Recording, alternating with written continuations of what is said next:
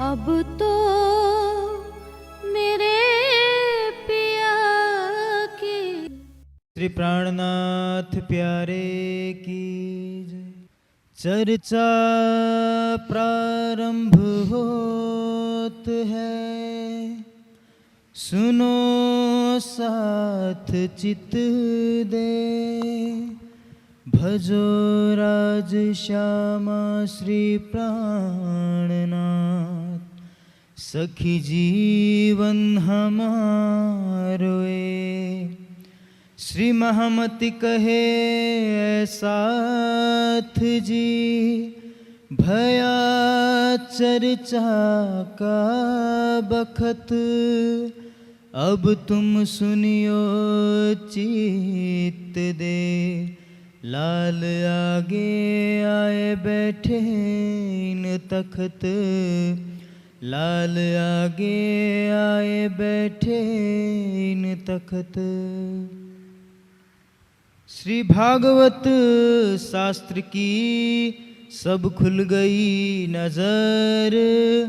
विवेक सारी वस्तु को हो गई आत्म फजर। हो गई आत्म फजर, उठ के आए आसन।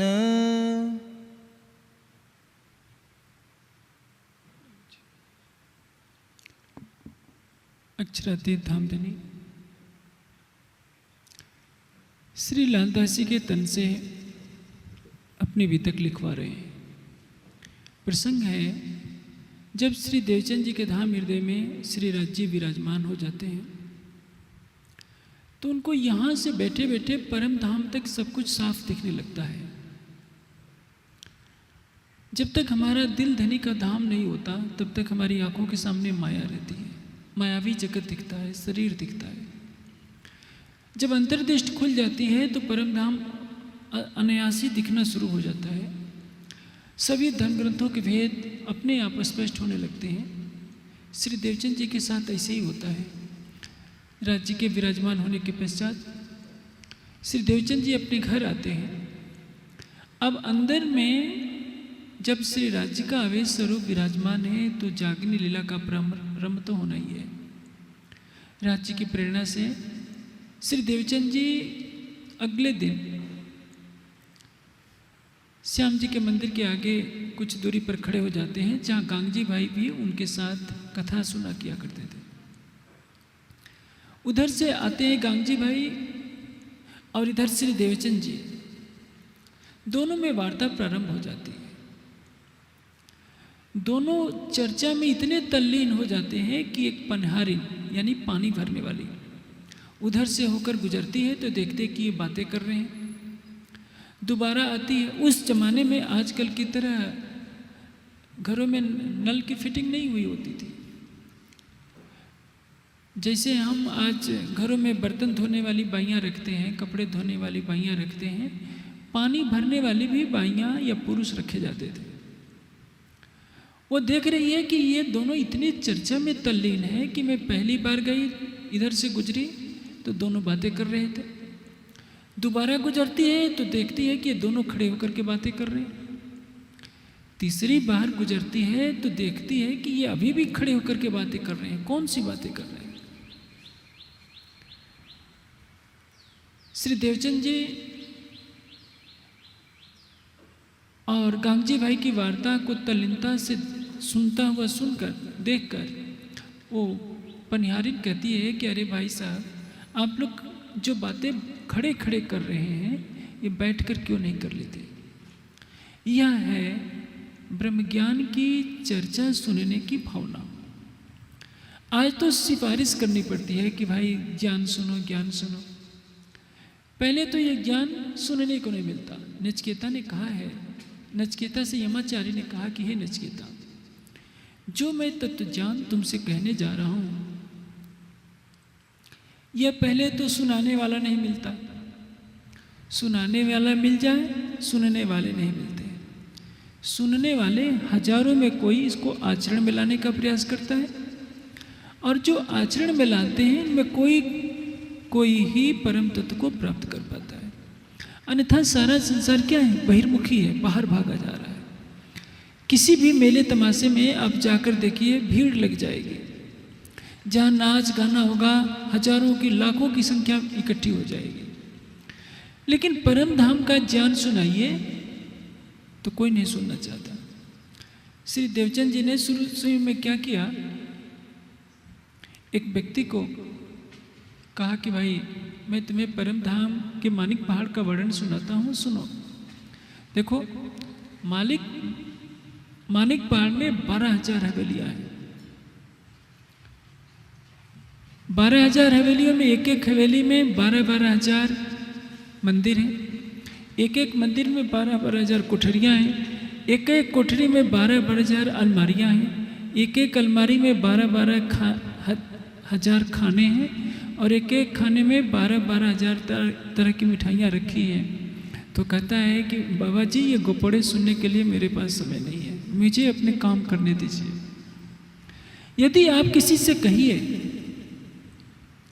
कि मर्यादा पुरुषोत्तम राम, योगेश्वर श्री कृष्ण, हनुमान सभी महापुरुष हैं और ये सारी सृष्टि नारायण से उत्पन्न हुई है, नारायण से परे निराकार है, निराकार से परे बेहद है, बेहद से परे अक्षर है और अक्षर से परे वो अक्षरातीत है, जहाँ स्वलीला अद्वैत परब्रह्म की लीला हो रही है। तो लोग सुन करके कहेंगे कि आप कहाँ से ये सब जोड़ करके लाए। बहुत पुकार करूँ किस खातिर, ये तो सुपन स्वरूप बेहद वनज का होएगा साथी, सो एक लवे हो से टुक टुक। जो बेहद की आत्मा होगी, परमधाम की आत्मा होगी, वो इशारे मात्र से समझ जाएगी। अन्यथा सारी दुनिया जड़ पदार्थों की पूजा में लगी हुई है। महापुरुषों को सच्चिदानंद परमात्मा बना लिया। जो सच्चिदानंद परमात्मा है, जिसका कभी जन्म नहीं होता, जिसका कभी मरण नहीं होता, जिसके बाल बच्चे नहीं होते, वो तो क्षर अक्षर से परे अक्षरातीत है, लेकिन दुनिया उसको नहीं जानती। आप जहाँ भी जाइएगा, किसकी कथा होती है? रामायण की या भागवत की या शिव पुराण की कथा होगी। किससे कहानियाँ हो रही हैं, लोग नाच रहे हैं, कूद रहे हैं, खा रहे हैं, पी रहे हैं। परमात्मा कौन है? परमात्मा कहाँ है? कैसा है? हम कौन है? आए कहाँ से हैं? शरीर और संसार को छोड़ने के पश्चात हमें जाना कहाँ है? इन प्रश्नों का उत्तर कौन पाना चाहता है? किसको तड़प लगती है कि हमें परमात्मा का साक्षात्कार हो जाए, हमारी आत्मा भवसागर से पार हो जाए। इसलिए यह संसार जो जीवों का समूह है, माया से उत्पन्न हुआ है। स्वर्ग और वैकुंठ को पाने के बाद सोचता है कि यही सब कुछ है। जब महाप्रलय होगा, स्वर्ग वैकुंठ नहीं रहेंगे तो कहाँ जाएगा, इसके बारे में सोचने की किसी को फुर्सत नहीं है। ये तो दुनिया तो इतनी सोचती है कि मिठाई का पैकेट ले जाओ, हनुमान जी के मंदिर में चढ़ा दो, करोड़पति बन जाओ, बस और क्या लेना देना। या दुर्गा जी को खुश कर लो, काली माता को खुश कर लो। लेकिन आत्मा क्या है, परमात्मा क्या है, इस पर कोई बिरला ही सोचना चाहता है। अब श्री देवचंद जी गांगजी भाई से प्रश्न करते हैं कि गांगजी भाई, इतने साल से तुम भी भागवत सुन रहे हो, यह तो बताओ। कांजी भट्ट वर्णन करते हैं कि 14 लोकों का ब्रह्मांड है, अष्टावरण का भी वर्णन करते हैं और ये भी बताते हैं कि महाप्रलय में सब कुछ नष्ट हो जाता है। जब सब कुछ नष्ट हो जाता है तो 14 लोक भी नष्ट हो जाना चाहिए और 14 लोकों के अंदर वैकुंठ लोक भी नष्ट होना चाहिए। फिर वैकुंठ निराकार से आगे का ज्ञान तो वो देते नहीं है। जब सुनी पार की बान, तब भई धनी की पहचान। जब देवचंद जी के मुख से ऐसा अलौकिक ज्ञान सुनते हैं गांगजी भाई, तो उनको पहचान हो जाती है कि देवचंद जी तो मेरे बाद आए हैं। देवचंद जी से पहले मैं कांजी भट्ट से भागवत की कथा सुनते ही आ रहा हूँ, लेकिन ये जो प्रश्न बार बार मुझसे देवचंद जी करते हैं, लगता है कि ये ज्ञान तो कांजी भट्ट के पास भी नहीं है। इनके अंदर कोई अलौकिक स्वरूप है जो ये अलौकिक ज्ञान की बातें कह रहा है। अब जैसे जैसे पात्र देखते गए, देवचंद जी गांगजी भाई को अपना सारा भेद बताते गए। कैसे उमरकोट में उनका जन्म हुआ, बारात के पीछे पीछे जाते समय कैसे उनको राज्य ने पहली बार दर्शन दिया, भोजनगर में चितवनी में दोबारा दर्शन हुआ और तीसरी बार इसी नौतनपुरी में श्याम जी के मंदिर में कैसे राज्य ने दर्शन दिया, उनके धाम में बैठे। जब पात्र देखा तब बताया। संसार में हर कोई पात्र नहीं बनता। 12,000 ब्रह्मात्माओं के अंदर इंद्रावती जी को ही राज्य ने अपनी शोभा दी। आप कह सकते हैं तब तो राज्य ने पक्षपात किया। राज्य पक्षपात कभी नहीं करते हैं। सूर्य सबके लिए है, चंद्रमा सबके लिए है, दिशाएं वस्त्र ये वायु जल सबके लिए है, लेकिन करनी माफक कृपा, कृपा माफक करनी, ये माफक 2 अंकुर के। जैसे आप करनी करेंगे वैसे ही आपको फल मिलेगा। राज्य न किसी को दुखी करते हैं न किसी के साथ पक्षपात करते हैं, वो तो सबके लिए बराबर है। लेकिन रास में इंद्रावती जी ने कृष्ण का अभिनय किया और कृष्ण का अभिनय करके अपना सर्वस्व त्याग किया, इसलिए जागनी लीला में इंद्रावती जी को ही राज्य कहलाने की शोभा मिली, अन्य किसी को शोभा नहीं मिली। खटुती में इंद्रावती जी की आत्मा कहती है कि सुंदर साथ जी आपको मैं वशीकरण मंत्र सिखा देती हूँ, लेकिन मेरा दावा है कि सीख करके भी आप उसको आचरण में नहीं ला पाओगे। मैंने राज्य को प्रेम के पिंजरे में तोता बना कर रखा है, लेकिन आप नहीं ला पाओगे, चुनौती देकर कहती है। और बात भी सही है। 400 वर्ष बीतने वाले हैं श्री महाराज जी के तन को इस संसार में प्रकट हुए। 400 साल में ऐसा कोई व्यक्तित्व नहीं हुआ जो श्री महाराज के जीव की बराबरी कर सके। जो हफ्से में उन्होंने विरह किया, 6 महीने में राज्य को अपने धाम हृदय में बसा लिया, कौन करता है? आप देखेंगे अभी आपको आजकल में भी तक सुनने को मिलेगी श्री महाराज कितनी कठोर साधना करते हैं, कैसे अरब जाकर के कष्ट झेलते हैं, चारों तरफ से आरोप लगते हैं, फिर भी धैर्य बना हुआ है। हम सुंदर साथ का तो ईमान बालू की दीवार की तरह जरा सी बात होती है, माया का एक झोंका आता है, हमारा ईमान ढह जाता है। लेकिन वो महाराज है, उस तन में अक्षरातीत को लीला करनी है। जाको लेत है मेहर में तय में पहले मेहरे बनावे बजूत। जिस तन से राज्य को लीला करनी होती है उस तन को उस योग्य बना देते हैं, उसके हृदय में वैसी निर्मलता ला देते हैं। परमहंस महाराज श्री रामतन दास जी से जागने कार्य लेना हुआ, कहाँ कहाँ भटकाया, कैसे कैसे तपाया, कितने कितने कष्ट झेलाए उस तन से। बाबा दयाराम से लेना हुआ, जिस जिस तन से उनको सेवा लेनी होती है उस तन के अंदर वैसी योग्यता डाल देते हैं, वैसी निर्मलता डाल देते हैं। इसलिए किसी को यह कहने का अधिकार नहीं है कि राज्य हमको वैसा क्यों नहीं बना देते, इंद्रावती जी को क्यों बना देते हैं। मेहर सब पर महबूब की पर पावे करनी माफक। राज्य की कृपा सब पर बराबर होती है, लेकिन कोई करने के अनुकूल ही होता है। ऐसी स्थिति देखने को मिलती है। कई बार ऐसी प्रवृत्ति पाई जाती है शिष्य समूह में भी। द्रोणाचार्य के ऊपर भी यह बात रखती थी कि अर्जुन ही प्रिय क्यों है। चाणक्य के ऊपर भी आरोप लगा। उनके ही शिष्यों ने कहा कि आचार्य जब देखो तब चंद्रगुप्त का ही नाम लेते हैं, सबका नाम क्यों नहीं लेते।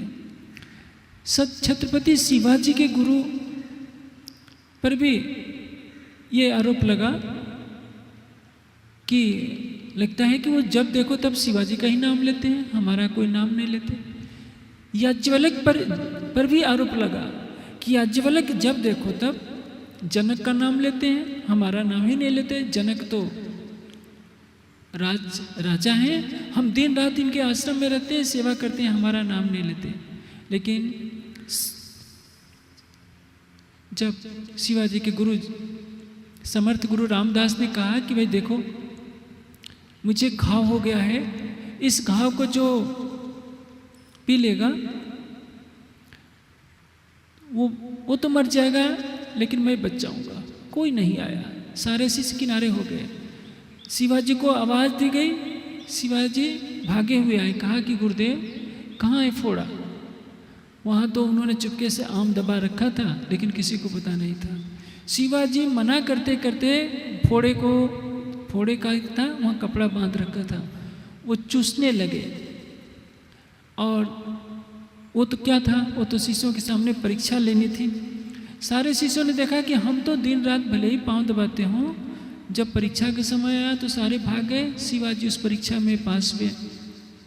उसके बाद समर्थ गुरु रामदास ने कहा कि शिवा मेरा आदेश है, जाओ सिंघनी का दूध लाओ। सिंघनी का दूध दुहना कितना कठिन होता है, सीधे मृत्यु को निमंत्रण देना होता है। आजकल के देश के बहादुर तो गाय का भी दूध नहीं दुह पाते, वो इतने बहादुर हैं कि गाय लात मार देगी। उस छत्रपति शिवाजी सिंघनी के पास जाकर कहते हैं कि माता, गुरुदेव ने दूध मंगाया है और मुझे तुम्हारा दूध दुहना है। अपने पैर उठाकर लेट जाती है और सिंघनी का दूध आसानी से दूह लेते हैं। आखिर जिसने भेजा है कुछ समझ करके तो भेजा है, ऐसा थोड़े समर्थ गुरु भेजेगा कि जाओ मौत के मुंह में चले जाओ। लेकिन आस्था होती है। मिहिराज की पग पर परीक्षा होगी। श्री देवचंद जी के चरणों में आने के पश्चात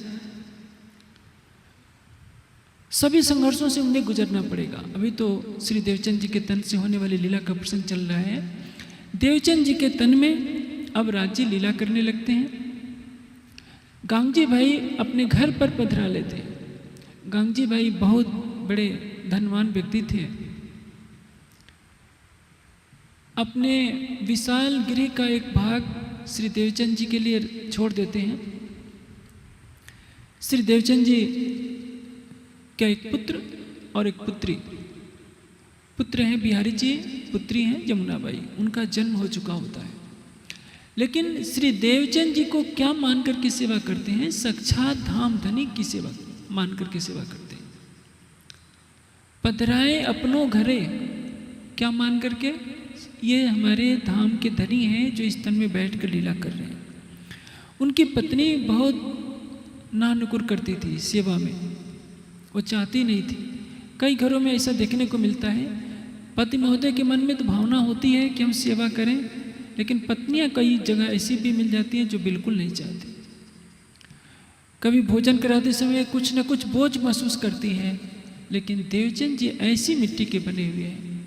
गांगजी भाई, उन्होंने देखा कि मेरी पत्नी मेरे राह में बाधक बन रही है। तो उधर की परंपरा थी, जब तक पति मायके में न ससुराल में न जा लाने के लिए पत्नी स्वतः नहीं आ सकती थी, या कोई ससुराल वाला पहुंचा नहीं सकता था। किसी बहाने से अपनी पत्नी को भेज दिया कि यह काम है, और दोबारा जीवन में लेने के लिए नहीं गए कि भले ही पत्नी छूट जाए, सतगुरु महाराज की सेवा नहीं छूटनी चाहिए। यह है निष्ठा। गांधी भाई ने वो कर कर दिखाया। एक तरफ माया के रूप में पत्नी खड़ी है, दूसरी तरफ सतगुरु महाराज की सेवा खड़ी है। देवचंद जी की सेवा के लिए गांधी भाई ने अपनी पत्नी का भी परित्याग कर दिया। आप देखिए, अब जैसे जैसे समय बीतता जाता है, श्री देवचंद जी वाणी की चर्चा करते हैं, परम धाम का प्रसंग वर्णन करते हैं, अखंड ब्रज रास और परम धाम की चर्चा करते हैं। जब चर्चा करते हैं तो राज्य का आवेश उनके तन से निकलकर प्रकट हो जाता है और श्री कृष्ण के रूप में सबको दर्शन देता है। ब्रज की लीला भी प्रकट हो जाती है प्रत्यक्ष, रास की लीला भी योग माया के ब्रह्मांड में जो हो रही होती है, सबको इन आंखों से दिखाई देने लगती है।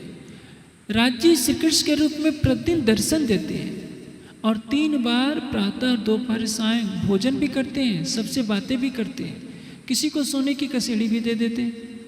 ऐसी अलौकिक लीला क्यों की? क्योंकि उस युग में आजकल की तरह इतना ज्ञान का प्रचार था नहीं। सुंदर साथ को कैसे बताया जाए कि तुम ही ब्रजराज के हो, तुम ही परम धाम से आए हो। जब इस लीला को प्रत्यक्ष देख लेंगे तो सबको विश्वास हो जाएगा कि हाँ, हम ही ब्रज में थे, हम राज में थे, परम धाम से हम ही आए। इसलिए राज जी ने आड़िका लीला की। एक दिन सुंदर साथ ने कहा कि सतगुरु महाराज, यमुना जी के जल का आप इतना अच्छा वर्णन करते हैं, क्या उस यमुना जी को देखने का अवसर नहीं मिलेगा? श्री देवचंद जी वर्णन करने लगे कि देखिए, ये पुखराज पर्वत है और यहाँ से यमुना जी निकलती हैं और इस दर से मुड़कर इसके 7 घाट आते हैं, आगे हौज कौसम में जाकर मिलती है। जैसे जैसे दीवार पर लकीर खींचते गए, यमुना जी का जल खलखलाते हुए यहाँ बहने लगा। दूध से भी उजला, मिश्री से भी मीठा। सब सुंदर साथ ने स्नान भी कर लिया, उसका जलपान भी कर लिया। लेकिन ये एक दृश्य था, इसको कहते हैं आड़िका लीला। आड़िका लीला और चमत्कारिक लीला में थोड़ा सा अंतर होता है। आडिका लीला यानी प्रकृति के नियमों के विपरीत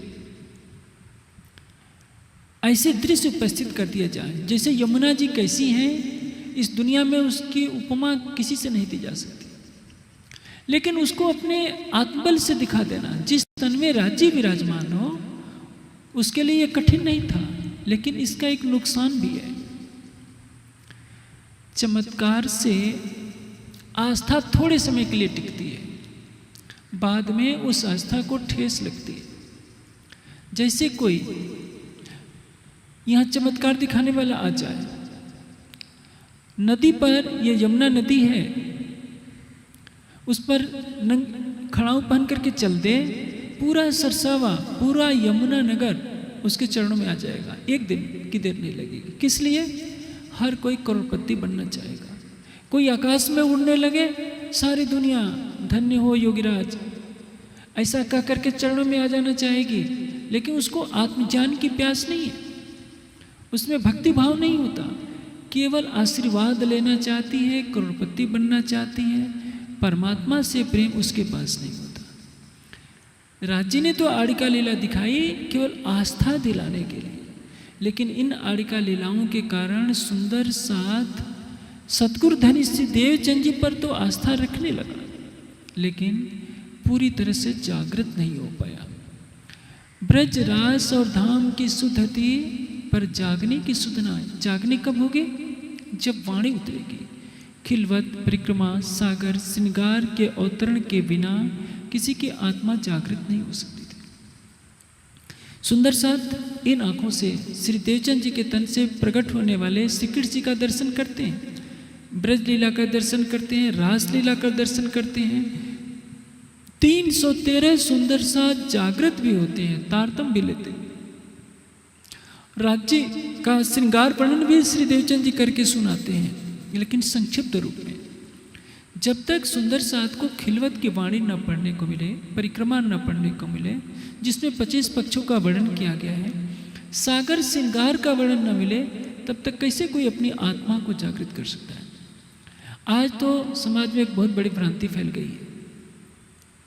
कोई व्यक्ति जाता है, 100 को तारतम दे आता है। तारतम भी देना कैसे? कान में फूंक मार देते हैं और गले में लकड़ी की माला पहना देते हैं। कहते हैं कि हमने 100 की आत्मा जागृत कर दी। यदि गले में लकड़ी बांधने से आत्मा जागृत हो जाएगी, तो सिर पर तुलसी का गट्ठर बांध देने से क्या होगा? ऐसा नहीं है। वाणी में कहीं नहीं लिखा है, वितक में कहीं नहीं लिखा है, चारों वेदों में कहीं नहीं लिखा है कि तुलसी की माला मात्र पहनने से और 6 चौपाइयों का तारतम याद कर लेने से हमारी आत्मा जागृत हो गई।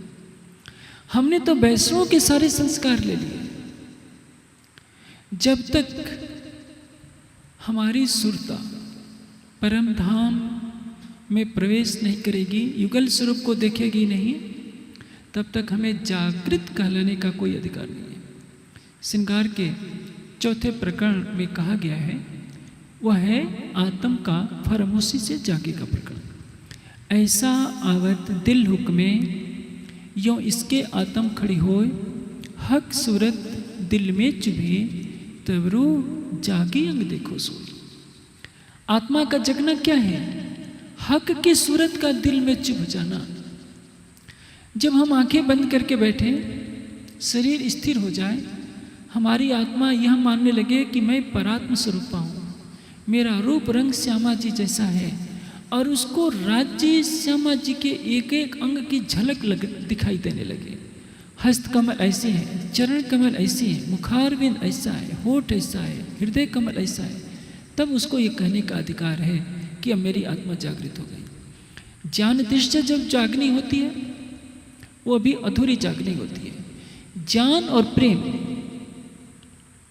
एक दूसरे के पूरक हैं।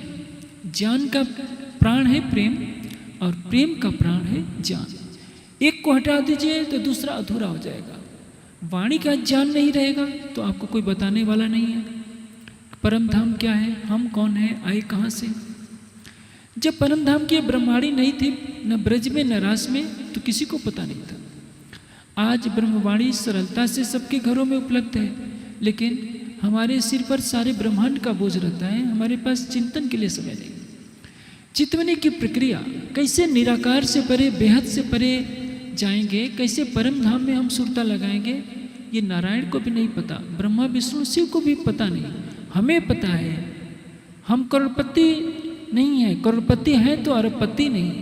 लेकिन जिनको पौराणिक मान्यता में सारे ब्रह्मांड का स्वामी माना जाता है, वो भी तरस रहे हैं कि मूल मिलावे का ज्ञान हमको मिल जाए, मूल मिलावे में हमें ध्यान करना है। लेकिन हमारे पास तो समय नहीं। आज संसार भगवान शिव की पूजा कर रहा है, और शिव की पूजा करके क्या मांगता होगा? राज जी, हमको करोड़पति बना दीजिए, हमको मिनिस्टर का पद दे दीजिए। और बेचारे भगवान शंकर क्या कर रखे हैं? उनके पास तो 5 रुपया भी नहीं है, कोई कपड़ा नहीं है, कमर में बागंबर लपेट रखा है, घर भी नहीं है, इसलिए कैलाश की गुफा में पड़े। 2 मुट्ठी चावल भी नहीं रखा है उन्होंने अपने पास। सबसे निर्द्वंद होकर धीन रात ध्यान समाधि में बैठे। और उनके भक्त गांजा भांग पीते हैं, नशा करते हैं, तरह तरह के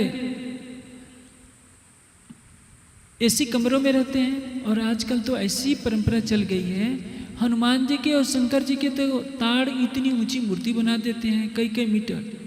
बेचारे धूप में, वर्षा में, शीत में वैसे कष्ट पाती रहती है मूर्ति। तो जड़ है। पूछा जाए कि तुम भक्त हो तो तुम तो ऐसी कमरे में रह रहे हो, उनके नाम की कमाई खा रहे हो, और अपने इष्ट को धूप में खड़ा कर रखा है। कहेंगे तो वो मूर्ति है। जब मूर्ति है तो मत्था क्यों टेकते हो, उनके नाम के चढ़ावे क्यों करते हो?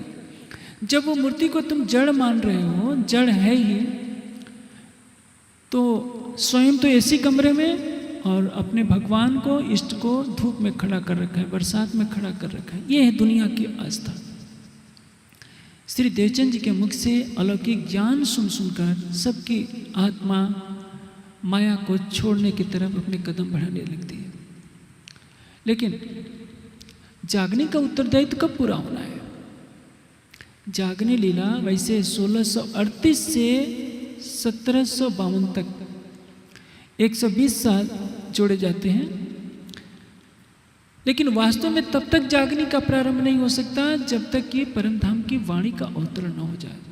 श्री देवचंद जी अपने मुखारबिंद से हमेशा चर्चा सुनाते रहते हैं, भाव काट कर वचन कहते हैं ताकि सबके हृदय में बात आ जाए। क्योंकि उन्होंने श्री राज जी के मुख से सुन रखा है कि जब तक सबकी आत्मा जागृत नहीं हो सकती, हो जाएगी, तब तक कोई भी परम धाम नहीं चलेगा। यदि कोई सुंदर साथ किसी को बुला करके लाता है और श्री देवचंद जी देख लेते हैं कि ये परम धाम की आत्मा है, तो उसको बहुत धन्यवाद देते हैं कि तूने बहुत बड़ा काम किया। श्री देवचंद जी के अंदर ये भावना आती है कि मैं नौतनपुरी से बाहर जाऊं और सबकी आत्मा को जल्दी से जल्दी जगा लो, क्योंकि यह बहुत बड़ा पुण्य का काम है। राज्य की यह सेवा है। हम जागने के कार्य में जितना ही अपना तन लगाते हैं, धन लगाते हैं, मन लगाते हैं, उतनी ही राज्य की मेहर बरसती है। यह बात सबको याद रखनी चाहिए। इसलिए श्री देवचंद जी दिन रात अथक परिश्रम करके सबकी आत्मा को जागृत करने का प्रयास करते हैं। वहाँ संख्या बढ़ती जाती है। एक से दूसरे ने सुनी, दूसरे से तीसरे ने सुनी, बढ़ती जाती है भीड़। उसी में एक है केशव ठाकुर। जब श्री देवचंद जी को 1678 में श्री राज जी का दर्शन होता है, उसी समय, उससे 3 वर्ष पहले 16 विक्रम संवत 1675, विक्रम संवत 1675 का समय है, आश्विन मास है, आसो शुक्ल चतुर्दशी। ये चतुर्दशी का बहुत महत्वपूर्ण वर्णन है वितक में। आप देखेंगे कि चतुर्दशी बुधवारी, वही सनंद सारे बिहारी जी से कही, चतुर्दशी बुधवारी को श्री देवचंद जी का अंतर्ध्यान दिवस भी है। और चतुर्दशी के ही दिन भादोवदी 14 नाम संवत 1775 भादोवदी 14 नाम प्रथम जाम और वार रवि प्रगटे धनी श्री धाम। भादो महीने में कृष्ण पक्ष की चतुर्दशी को रविवार के दिन प्रथम जाम और 12वीं प्रथम पहर में यानी 6 से 9 बजे के बीच में प्रगटे धनी श्रीधाम श्री महाराज का तन जन्म लेता है। उसमें इंद्रावती की आत्मा प्रवेश करती है और जिसमें कालांतर में विक्रम संवत 1715 में श्री राज जी ने आवेश स्वरूप से विराजमान होकर के लीला की। प्रगटे धनी श्रीधाम राज्य उस दिन नहीं प्रकट गए, उस दिन तो श्री महाराज का जन्म होता है जिसमें राज्य ने विराजमान होकर के भविष्य में लीला करनी। केशव ठाकुर लोहाड़ा छत्री थे। यह घटनाक्रम ऐसा है, कन्नौज के राजा जयचंद के समय में कुछ ऐसे छत्री थे जो वेद शास्त्र का पठन पाठन किया करते थे। राजा जयचंद ने अपने राज्य से कुछ ब्राह्मणों को बहिष्कृत कर दिया था क्रोध में आकर, तो कोई भी ब्राह्मण उनका यज्ञ कार्य नहीं करवाता था।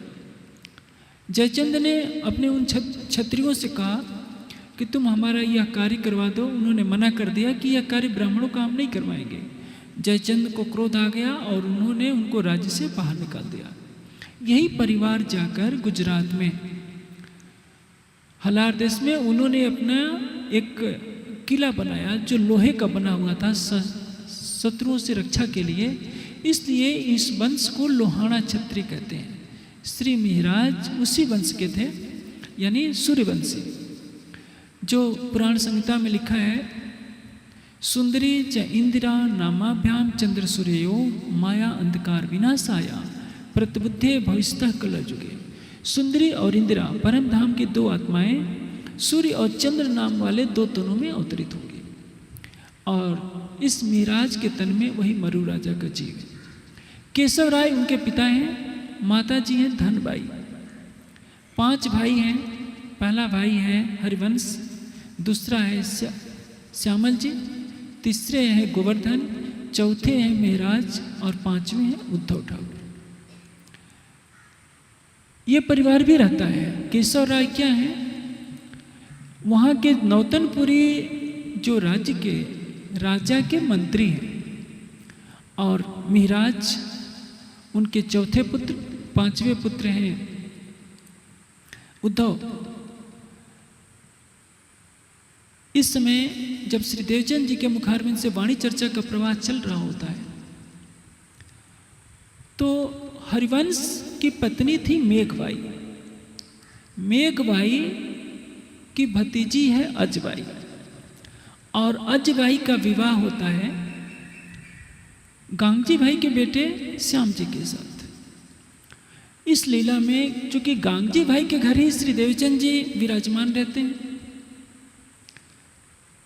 तो सारी लीलाएं प्रत्यक्ष देखती है अजबाई। अजबाई आकर अपनी बुआ मेघबाई के यहाँ कहती है कि बुआ हमारे घर साक्षात श्री कृष्ण जी प्रकट होते हैं, प्रतिदिन भोजन करते हैं, सबसे बातचीत भी करते हैं, सोने की कसेड़ी भी एक सुंदर साथ को दे दे। अब श्री देवचंद जी ने जैसे ही उंगली दीवार पर खींची तो वहाँ यमुना जी का जल बहने लगा। चलो तुम भी देख सकती हो। यह बात धीरे धीरे पूरे घर में फैल गई और आप जानते हैं जब मेघबाई को कहा तो मेघबाई पत्नी है उनके बड़े भाई सबसे जो बड़े भाई उन्होंने कहा कि मैं खुद कैसे जाऊं। उन्होंने अपने छोटे भाई अपने देवर को भेज दिया गोवर्धन को तुम जाकर के देखो। गोवर्धन भी क्यों जाए, उन्होंने अपनी पत्नी पद्मा को कह दिया पहले तू जाकर के देखा तब मैं जाऊं, क्योंकि लोगों को सबसे बड़ा अधिकार किस पर दिखता है, पत्नी पर। उस हर काम में पत्नी को लगा लेते हैं कि पहले तुम जाकर के पता करा तो मैं जाऊंगा। पद्मा जाकर के देखती है और सारी बात आकर के बता देती है कि हाँ जो अजबाई ने कहा है वो सारी बात सच है। अब गोवर्धन जाते हैं, सारी बात वहाँ लीला देखते हैं, आकर के श्री देवचंद जी के चरणों में प्रणाम करते हैं और कहते हैं कि सतगुरु महाराज आप मेरी आत्मा को जागृत कीजिए। कुछ नहीं मांगा, केवल एक चाहत कि मेरी आत्मा जागृत हो जाए। जागृति का महत्व कितना है शायद हम नहीं जानते। जैसे आप जितने सुंदर साथ बैठे हैं, आपके सामने राज्य आकर के प्रकट हो जाए तो आप क्या मांगेंगे? कोई मांगेगा कि हमको राष्ट्रपति बना दीजिए, कोई मांगेगा प्राइम मिनिस्टर बना दीजिए, कोई अरबपति बनना चाहेगा। लेकिन यह बताइए, ये बन करके आप क्या करेंगे, क्या लेकर जाएंगे आप अपने साथ? एक तरफ सारे ब्रह्मांड का राज्य मिल जाए और एक तरफ जागृति का सुख मिल जाए, जागने का सुख, तो उसके सामने एक ब्रह्मांड नहीं, करोड़ों वैकुंठ के राज भी कुछ नहीं है। कोट राज वैकुंठ के न आवे इत के खिन समान। जिसको चितवनी की लत तो नहीं कहेंगे, जिसको चितवनी का सुख मिल जाएगा, उसको यदि कहा जाए कि तुम सारे ब्रह्मांड का राज्य ले लो लेकिन चितवनी करना छोड़ दो, तो वह नहीं छोड़ सकता, क्योंकि उसके बिना वो रह ही नहीं सकता। ब्रह्मांड के सुख के बिना रह सकता है, वो झोपड़ी में रह सकता है, बिना खाए रह सकता है, लेकिन राज्य के दीदार का सुख जिसने ले लिया है, उसको प्रतिदिन दीदार हुए बिना यदि रखा जाए हीरे मोती के महल में, तो लगेगा कि वो पागल हो जाएगा। वो हीरे मोती के महल में रह नहीं रहा है, वो तो श्मशान घाट से, श्मशान से भी बदतर है। लेकिन जिनकी आत्मा जागृति में नहीं है, माया के अंधकार में है, उनको केवल तृष्णा क्या लगी हुई है, कितना धन कमा ले, कितने संगी संबंधियों को खुश कर ले। जिनको खुश करने में अपनी सारी ऊर्जा लगा रहा है, उस बेचारे को ये पता भी नहीं कि ये सारे तुम्हें एक दिन छोड़ देंगे। ये केवल चिपके हुए हैं तुम्हारे से केवल धन लेने के लिए, और श्मशान घाट में जाने तक प्रिय बने हुए हैं। जिस दिन श्मशान में शरीर जलाया जाएगा, सब लोग पीछे हट जाएंगे। साल में एक बार कभी कभार भूले भटके याद कर लेंगे। हर व्यक्ति का अपना परिवार है, अपना सुख है।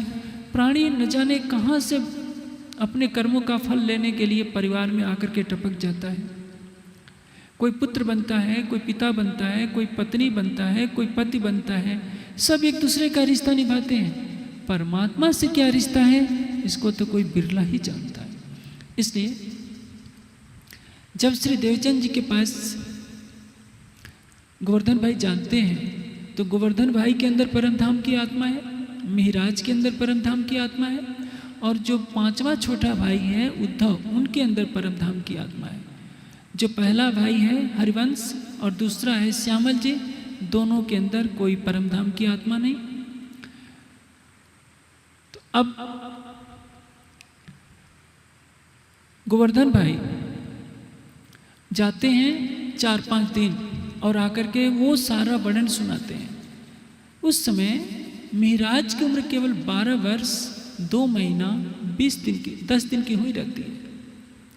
जब गोवर्धन भाई जाते हैं तो उस समय मिहिराज की उम्र 12 वर्ष 2 महीना 5 दिन की रही होती है। 3-4 दिन आकर के जैसे गोवर्धन ने वर्णन किया कि सचमुच मैंने वहाँ देखा, जब सद्गुरु महाराज चर्चा करते हैं तो राज्य का आवेश स्वरूप प्रकट हो जाता है। कृष्ण जी के रूप में सबसे बातें करता है, सबको प्रत्यक्ष दर्शन मिलता है। इन आँखों से ब्रज की लीला देखने को मिलती है, रास की लीला देखने को मिलती है। अब उस तन में वही इंद्रावती की आत्मा है जिसने रास के अंदर राज्य को नाको चुन चबवा दिया था। आत्मा अंदर से तड़पती है अपने प्राणेश्वर के दर्शन के लिए। मिहिराज 12 वर्ष के, 12 वर्ष 2 महीने की अवस्था है। आज के छोटे बच्चों को हम 12 वर्ष में क्या करते हैं, माताएं 8 बजे तक सुलाती रहेंगी लाड में, और वो माताएं सबसे बड़े शत्रु हैं अपने बच्चे की, जो कहती है कि बेटे सोते रहो, अभी तो आज रविवार का दिन है, तुम सो लो। वो माता माता नहीं है, वो पिता पिता नहीं है। यह हमारा उत्तरदायित्व है बच्चों को धार्मिक संस्कार देना, उनको आलसी न बनने देना। हम अपने बच्चों को आलसी बनाएंगे तो हम सबसे बड़े शत्रु हैं। वो आचार्य नहीं कहला सकता, वो माता पिता नहीं है जो अपने बच्चों में धार्मिक संस्कार न दें, उन्हें पुरुषार्थी न बनाएं। उनको कोमल गद्दों में सुला कर हम यदि आलसी और अकर्मणी बना देते हैं तो हम उनके पूरे भविष्य को बर्बाद कर देते हैं। अब मिहिराज सुनकर भला कैसे रह सकते हैं, वे अपने भ्राता से कहते हैं कि मुझे भी चलना है सद्गुरु महाराज के दर्शन करने। गोवर्धन कहते हैं कि तू अभी छोटा है, तुम्हें जाने का अधिकार नहीं। लेकिन अंदर जब हृदय व्याकुल हो जाता है तो कहते हैं कि नहीं मैं भी चलूँगा साथ में। फिर भी हाथ छुड़ा करके जब जाने लगते हैं, महाराज उनको हाथ पकड़ते हैं कि नहीं मैं जाऊँगा, तो जबरन हाथ छुड़ा करके गोवर्धन चले जाते हैं। लेकिन महाराज भी दृढ़ संकल्प के पक्के हैं, पीछे पीछे रोते हुए चले जाते हैं। अब देखिए, एक आत्मा है जिसको मना भी किया जा रहा है तो भाग करके आती है। इतना बड़ा सरसावा नगर है, छोटा सा कस्बा ही कहिए, छोटा सा नगर, कितने सुंदर साथ सुनने के लिए आते हैं। आसपास के इलाकों से भी कितने लोग आते हैं। यदि मैं यही भी तक गुजरात में करूं तो मैं समझता हूं कम से कम 1000 की संख्या तो आ ही जाएगी, कम से कम। गुजरात में मैंने सवेरे कहीं और चर्चा की है, दोपहर को कहीं और की है, रात शाम को कहीं और की है। हर जगह 700-800 की संख्या इकट्ठी हो ही जाती है। लेकिन इधर समझ में नहीं आता, लोगों को धर्म से कम प्रेम है, जबकि ये धरती हिमालय की तराई की है, गंगा यमुना का किनारा है। फिर भी आज समय के प्रवाह में धर्म का प्रचार न होने से इतने माया ने असर कर डाला है कि यहाँ के लोगों में धर्म के प्रति भावना कम रह गई है। अब वो महाराज बाहर रो रहे होते हैं, किसी तरह से उनको सांत्वना देकर गोवर्धन कहते हैं कि तुम यहीं रहो, मैं पूछ करके सतगुरु महाराज से आता हूँ, तब तुमको अंदर ले चलूँगा। गोवर्धन जाते हैं, सतगुरु महाराज के चरणों में प्रणाम करके कहते हैं कि गुरुदेव सतगुरु महाराज, मेरा छोटा भाई मना करने पर भी रोते रोते आ गया है। यदि आपकी स्वीकृति हो तो मैं आपको आपके चरणों में उसको लाऊंगा। सतगुरु धनी देवचंद जी कहते हैं कि जब बच्चा छोटी अवस्था में होता है तो निर्मल होता है। ध्रुव को 5 वर्ष की अवस्था में भगवान के चरण कमल प्राप्त हो गए थे, इसलिए तुम अवश्य लाओ।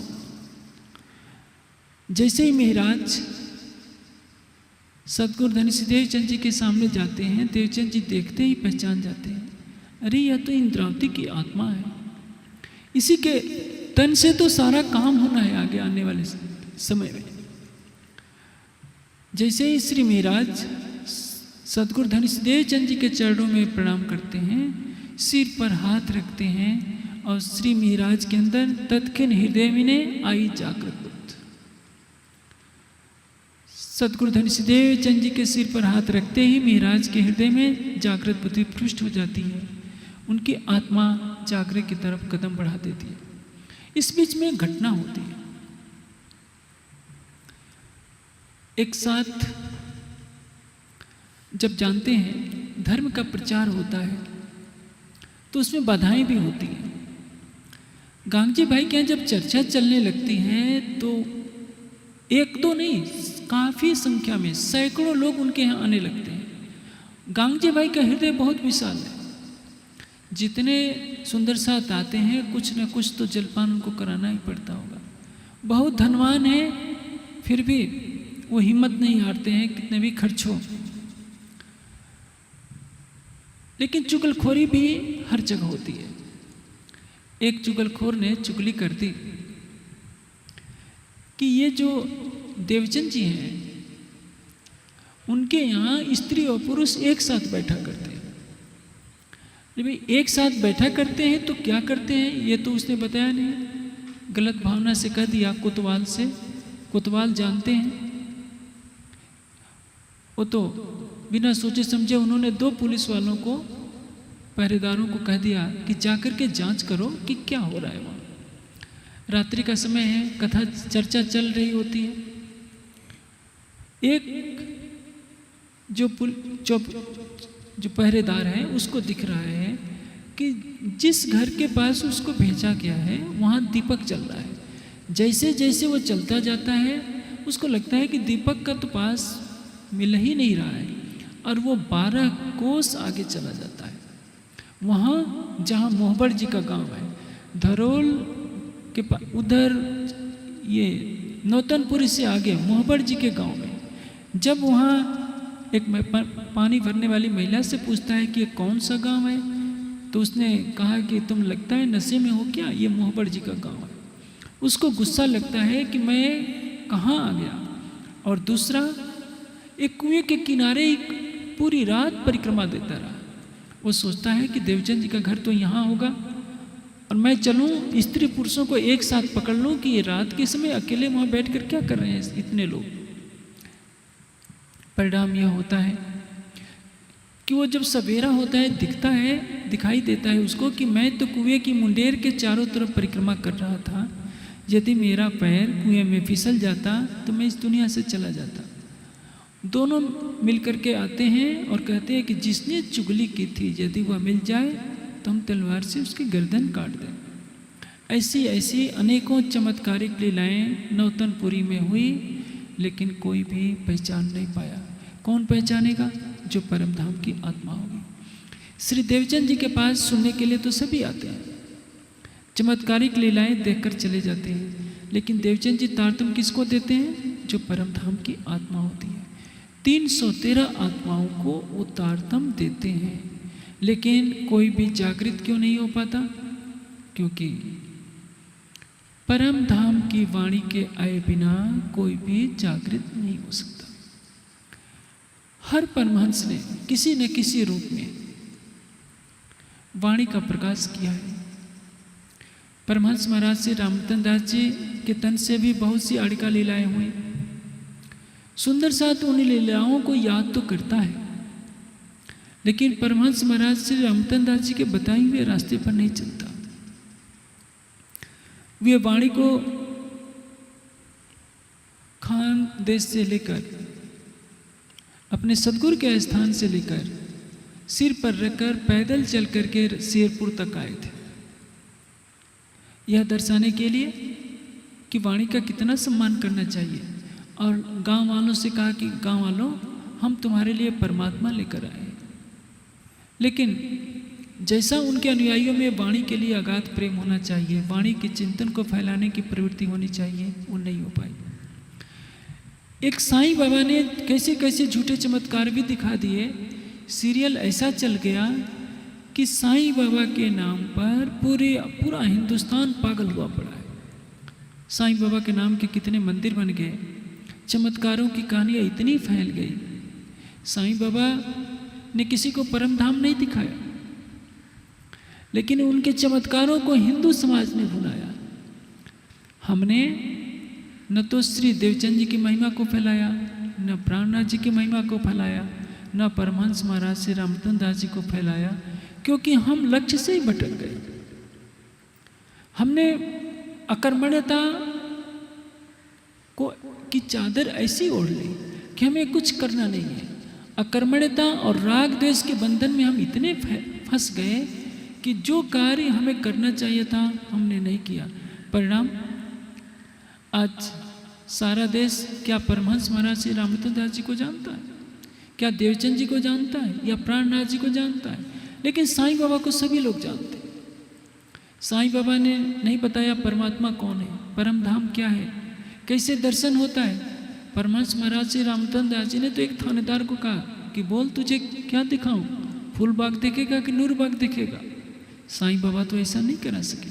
साईं बाबा को न तो परम धाम का ज्ञान था, न अक्षरातीत का ज्ञान था।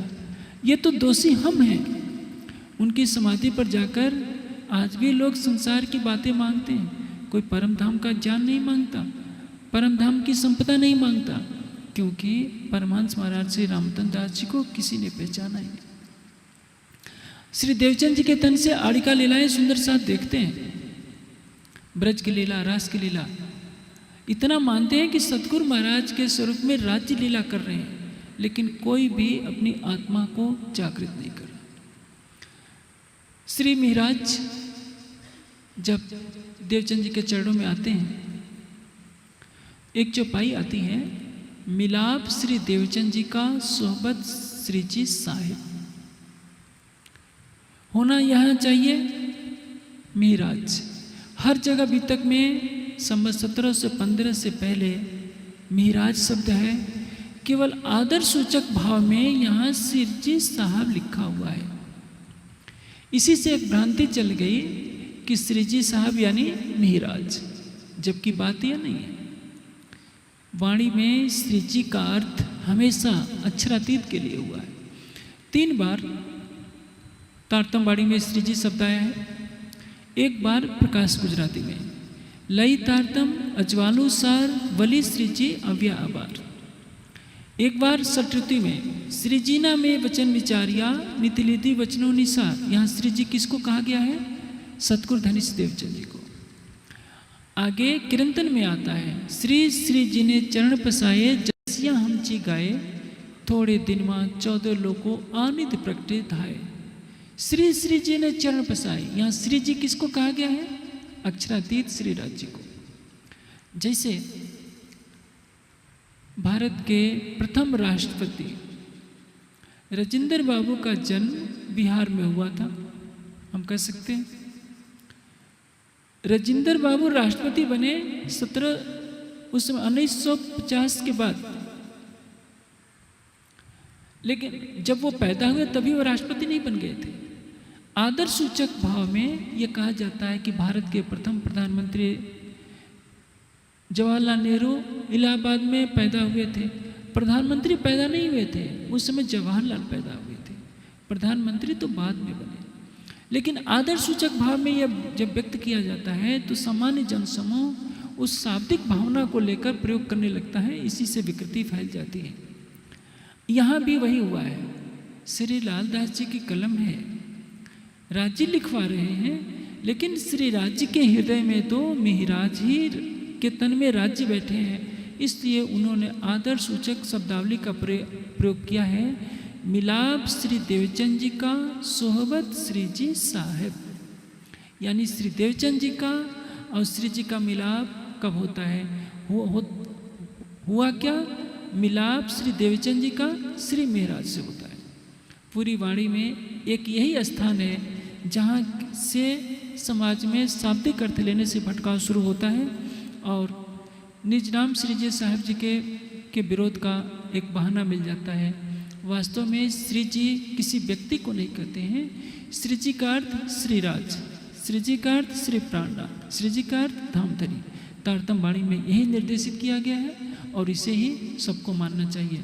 अन्यथा प्रगटे धनी श्री धाम, प्रथम जाम और वार रवि प्रगटे धनी श्री धाम, तो क्या राज्य उसी दिन प्रकट हो गए क्या?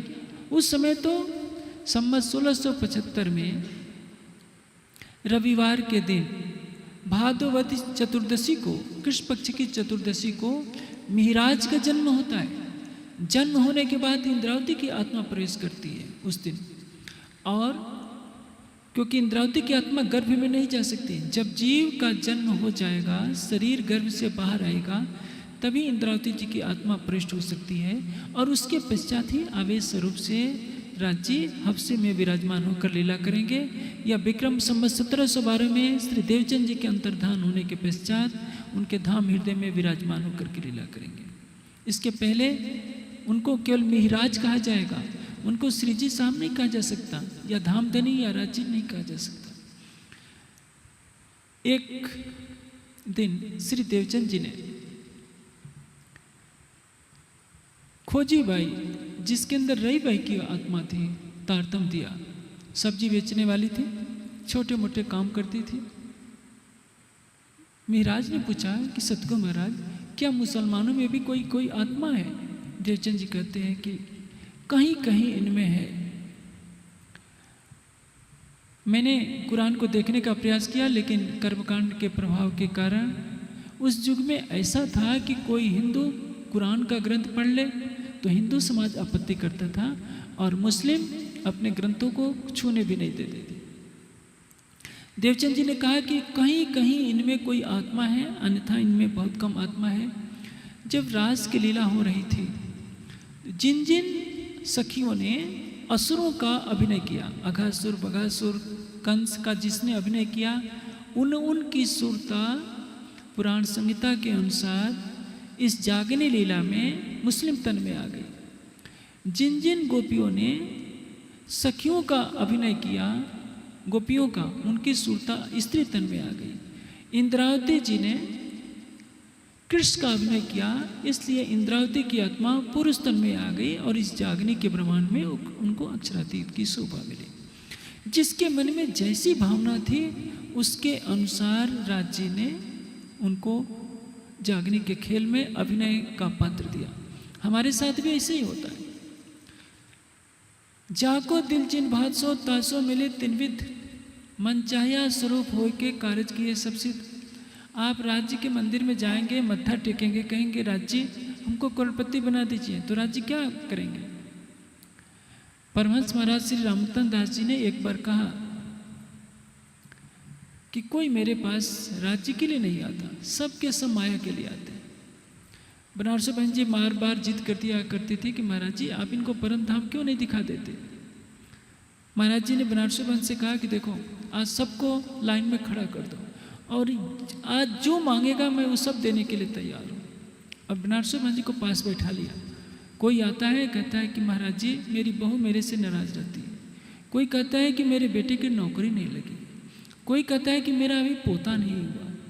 एक ने भी नहीं कहा कि महाराज जी हमको परम धाम दिखा दीजिए, राज्य के बारे में बता दीजिए, हमारी आत्मा को जागृत कर दीजिए। जब सारी पंक्ति समाप्त हो गई तो महाराज जी ने हंसते हुए बनारसी बहन जी से कहा, देखा तूने इतने लोग थे, इतने सुंदर साथ, क्या किसी को राज्य की चाहत है? राज्य भी सारी लीला देख रहे हैं कि 40 लाख की संख्या में कितने सुंदर साथ हैं जो उनसे प्रेम करते हैं, कि उनको चाहते हैं। जब मेहराज श्री देवचंद जी के चरणों में आए तो संकेत रूप में सब कुछ उन्होंने बता दिया कि मेहराज आने वाले समय में तुम्हारे तन से परम धाम की वाणी उतरेगी, तुम परम धाम की आत्माओं को जागृत करोगे, विद्या अभिनंद बुद्ध निष्कलंक स्वरूप की शोभा तुम्हें मिलेगी, तुमको मूल स्वरूप अपनी सारी शोभा देंगे, लेकिन यह समय समय पर होता जाएगा, अभी नहीं। अब मेहराज और गोवर्धन में अटूट प्रेम है। दोनों भाई साथ साथ आते जाते हैं। दो नाते हैं, परम धाम का भी नाता, दोनों के अंदर परम धाम की आत्मा है और दोनों संगे भाई भी है। साथ साथ आना, साथ साथ भोजन करना, साथ साथ चर्चा सुनने जाना। प्रेम इतना गहरा जाता है कि दोनों एक दूसरे के बिना कहीं रहते नहीं। एक दिन चर्चा सुन करके आ रहे होते हैं तो बड़ा भाई तो चला गया था हरिवंश ठाकुर बाहर दूसरे प्रदेश में किसी व्यवसाय के कार्य से। जो मझला भाई था श्यामल जी, कोरा से कोरा जीव हैं, हृदय में कठोरता की भावना है। देखा कि ये दोनों तो बाबा जी बन गए, घर का सारा काम मुझे ही करना पड़ता है। देर से दोनों भाई आए तो उन्होंने क्रोध में बहुत अधिक फटकार लगा दी कि सारा घर का काम मुझे ही करना पड़ता है, तुम दोनों बाबा जी अभी बन गए हो, केवल भोजन के समय आते हो और सवेरे भोजन करके निकल जाते हो, सारा काम तो मुझे करना पड़ता है। तुम जिनकी कथा सुनने जाते हो, जिनसे उनको यानी सतगुरु धनी श्री देवचंद जी को और कांगजी भाई को, दोनों को मैं पिताजी से कह करके इस नगर से बाहर निकलवा दूंगा, तब मैं देखूंगा तुम कैसी कथा सुनते हो। यह बात सुनते ही दोनों भाई क्रोध से तमतमा उठे और अपने सगे भाई को मारने के लिए दौड़ पड़े।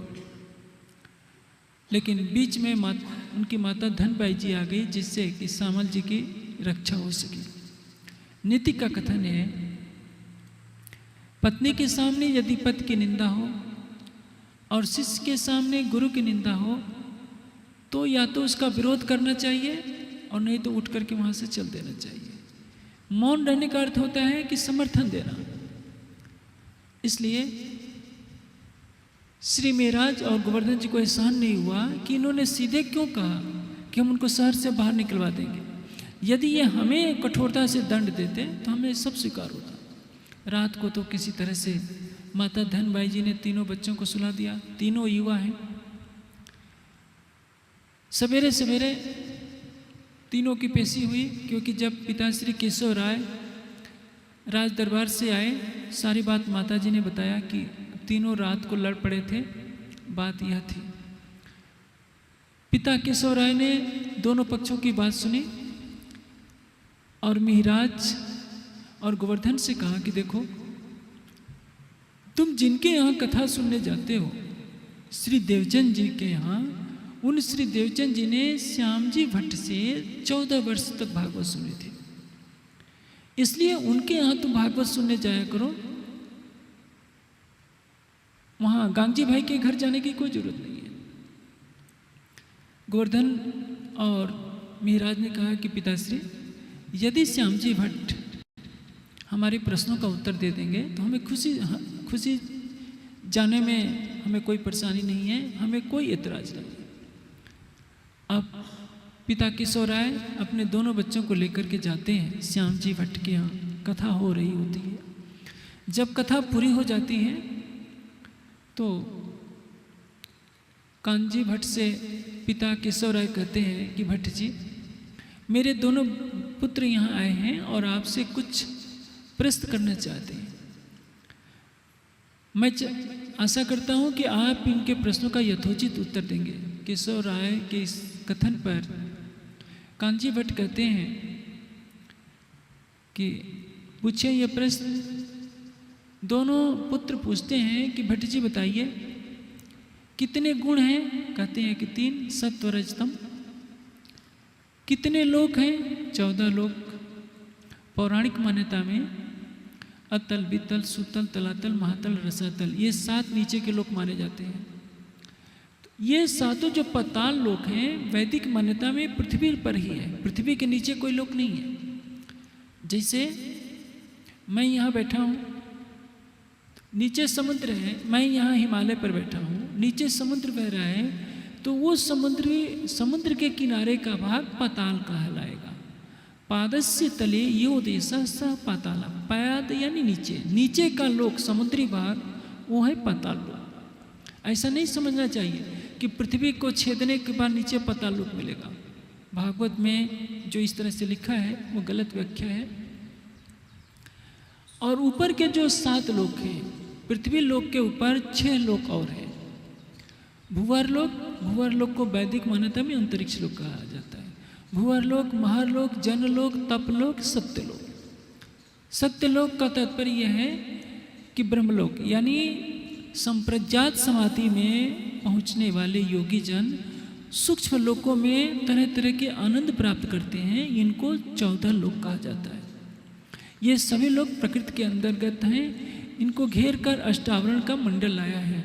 उसके पश्चात अहंकार, उसके पश्चात महतत्व है, और तब निराकार का मंडल है। इस निराकार के अंदर मोह सागर है। मोह सागर, इस निराकार रूप मोह सागर में आदि नारायण विराजमान है। चारों ओर अनंत निराकार का मंडल फैला हुआ है, और उसके परे है बेहद का मंडल। लेकिन तारतम्य ज्ञान के बिना कोई जान ही नहीं सकता कि 14 लोक अष्टावरण से परे क्या है। अब भट्ट जी कहते हैं कि 14 लोक ये हैं। प्रलय कितने हैं? कहते हैं कि 4 प्रकार के प्रलय हैं। नित्य प्रलय, नैमित्तिक प्रलय, प्राकृत प्रलय और महाप्रलय। पौराणिक मान्यता में मैं चारों प्रलय के बारे में पौराणिक और वैदिक मान्यता आपको बता देता हूँ। नित्य प्रलय उसको कहते हैं हर वस्तु का रूप हर पल नष्ट हो रहा होता है।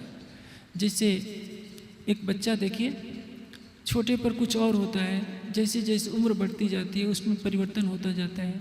आप मकान बनाते हैं, 6 महीने के बाद उसमें जीर्णता होनी शुरू होती है, साल भर के बाद और पुराना, 10 साल के बाद लगेगा नहीं कि यह चमकता हुआ कभी भवन था। यानी इस सृष्टि की हर वस्तु क्षरित हो रही है, इसलिए इसको नित्य प्रलय कहते हैं। नैमित्तिक प्रलय किसको कहते हैं? स्वर्ग तक का लय हो जाना। प्राकृत प्रलय किसको कहते हैं? महातत्व अहंकार तक का लय हो जाना। और महाप्रलय किसको कहते हैं? मोह सागर का लय हो जाना। लेकिन वैदिक मान्यता अलग है। वैदिक मान्यता में या विज्ञान से जोड़ेंगे तो ये 14 लोगों का प्रलय का तात्पर्य है सौर मंडल का प्रलय। 14 लोग सहित एक सौर मंडल जैसे अनेकों सौर मंडल ब्लैक होल तारे में समा जाते हैं। ब्लैक होल तारा जो है आकाश गंगा में समा जाता है और इस आकाश गंगा से भी बड़ी जो आकाश गंगाएं हैं वो उनमें समा जाती हैं। ये सभी प्राकृतिक प्रलय के अंतर्गत आते हैं। यानी सौरमंडल का जो प्रलय हुआ तो वो सोचते कि हमारा प्रलय हो गया। नित्य प्रलय तो सबके साथ है, वो सच है। नैमित्तिक प्रलय का तात्पर्य यह है कि 14 लोगों का प्रलय, सौरमंडल का प्रलय। प्राकृतिक प्रलय यानी पूरी ये जो आकाश गंगा है गैलेक्सी उसका प्रलय। लेकिन इस गैलेक्सी जैसी बड़ी बड़ी कई गैलेक्सियाँ, अनंत गैलेक्सियाँ हैं और इस सारे मोह सागर से असंख्यों गैलेक्सियाँ प्रकट हो रही है। इस सृष्टि का और छोर नहीं है। आज देखिए, आज मनुष्य अपने मानव तन की कीमत नहीं समझता। 2 गज जमीन के लिए मनुष्य का खून करता है, भाई भाई का गला दबा देता है, पिता पुत्र का गला दबा देता है। किसके लिए? धन के लिए। कोई 10 अरब कमा लेता है, प्राइम मिनिस्टर बन जाता है तो अकड़ कर चलता है कि मैं कितना बड़ा हो गया हूँ। उस मनुष्य को ये पता नहीं तेरा अस्तित्व क्या है।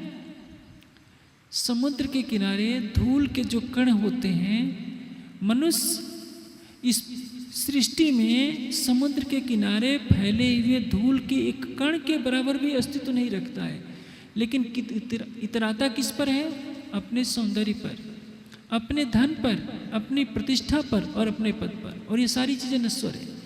इन सबको भुलाकर यदि वो परमात्मा से प्रेम कर ले, परमात्मा के प्रेम में डुबा दे स्वयं को, तो वो धन धन हो जाता है। वो प्रियतम अक्षरातीत की समीपता प्राप्त कर लेता है। कबीर जी ने एक बहुत ऊंची बात कही है कि पहले मैं प्रीतम को खोजा करता था, कहाँ है मेरा प्रीतम, कहाँ है मेरा प्रीतम। अब मेरा प्रीतम मुझे खोजा करता है, कहाँ है कबीर, कहाँ है कबीर। ये प्रेम के बल पर है। इस शरीर से यदि हम भक्ति करते हैं, प्रेम करते हैं, तो हमारा स्थान राज्य के दिल में होता है। इस शरीर से हम माया के विषयों में डूबते हैं, धन का अहंकार लेते हैं, पद का अहंकार लेते हैं, प्रतिष्ठा के अहंकार लेते हैं, तो एक दिन तो हमारा शरीर आग के लपटों में जल जाएगा। हमारा क्या बचने वाला है? लेकिन मेरी मेरी करत दुनिया चाहते, बोझ ब्रह्मांड से लेवे।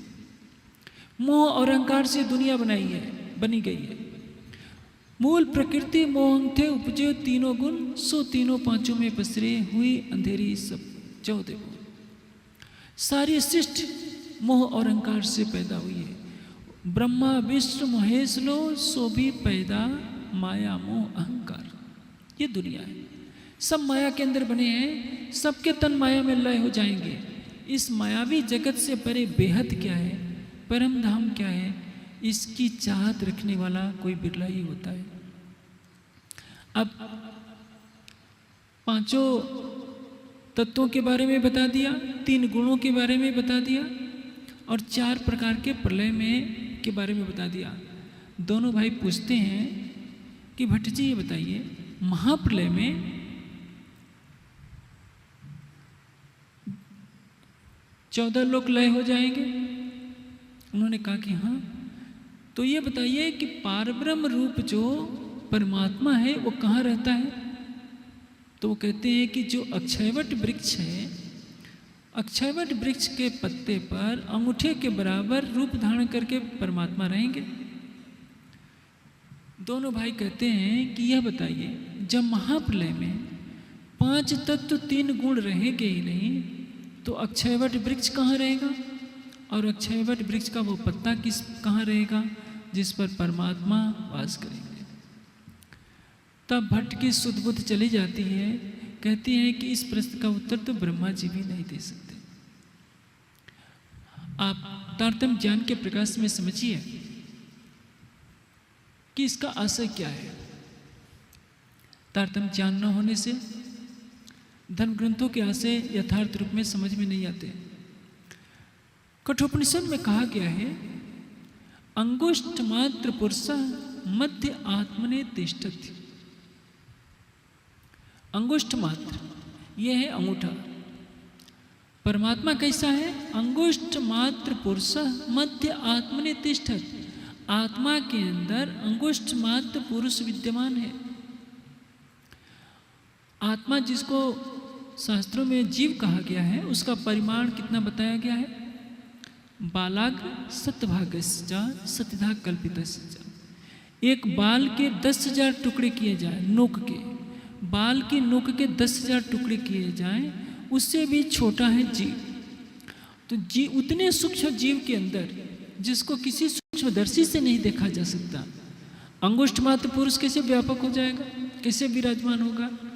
उपनिषदों ने कहा, अंगुष्ठ मात्र पुरुष ज्योति इव अधूमका। धूम रहित ज्योति के समान अंगुष्ठ मात्र पुरुष है। अंगुष्ठ मात्र पुरुष का तात्पर्य क्या है? इसको एक अलंकारिक भाषा में व्यक्त किया गया है, इसको समझने की आवश्यकता है। जैसे शास्त्रों की भाषा अलंकारमयी होती है। कहा है संकल्पमयो पुरुष। पुरुष कैसा है? संकल्पमय। जैसे कोई भी व्यक्ति है,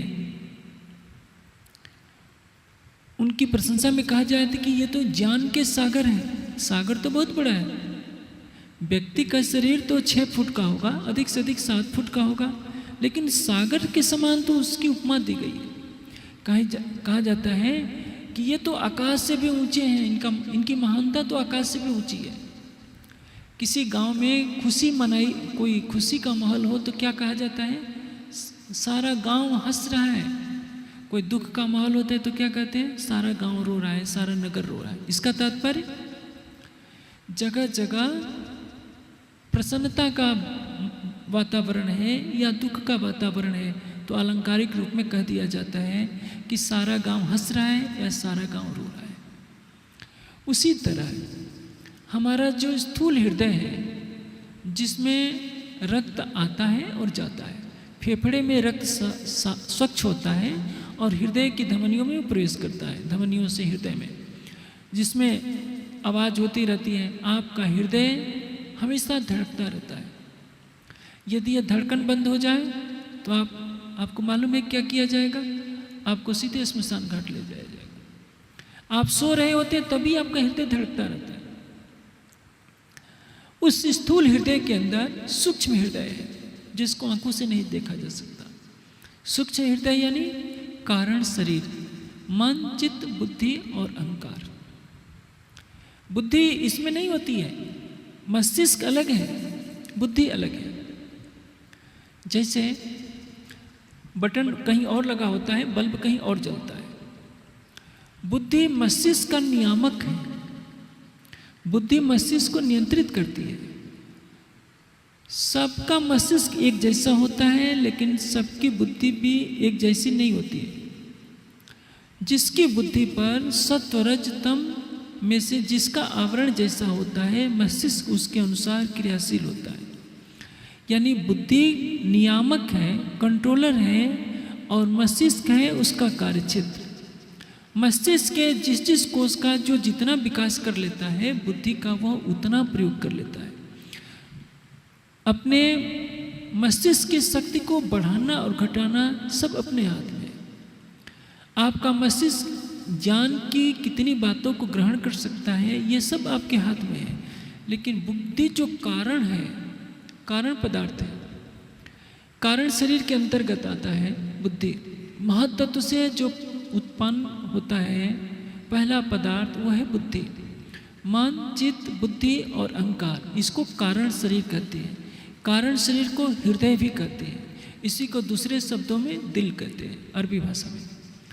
तो स्थूल हृदय के अंदर जो हमारा रक्त संचार जिसमें होता है, हृदय धड़कता है।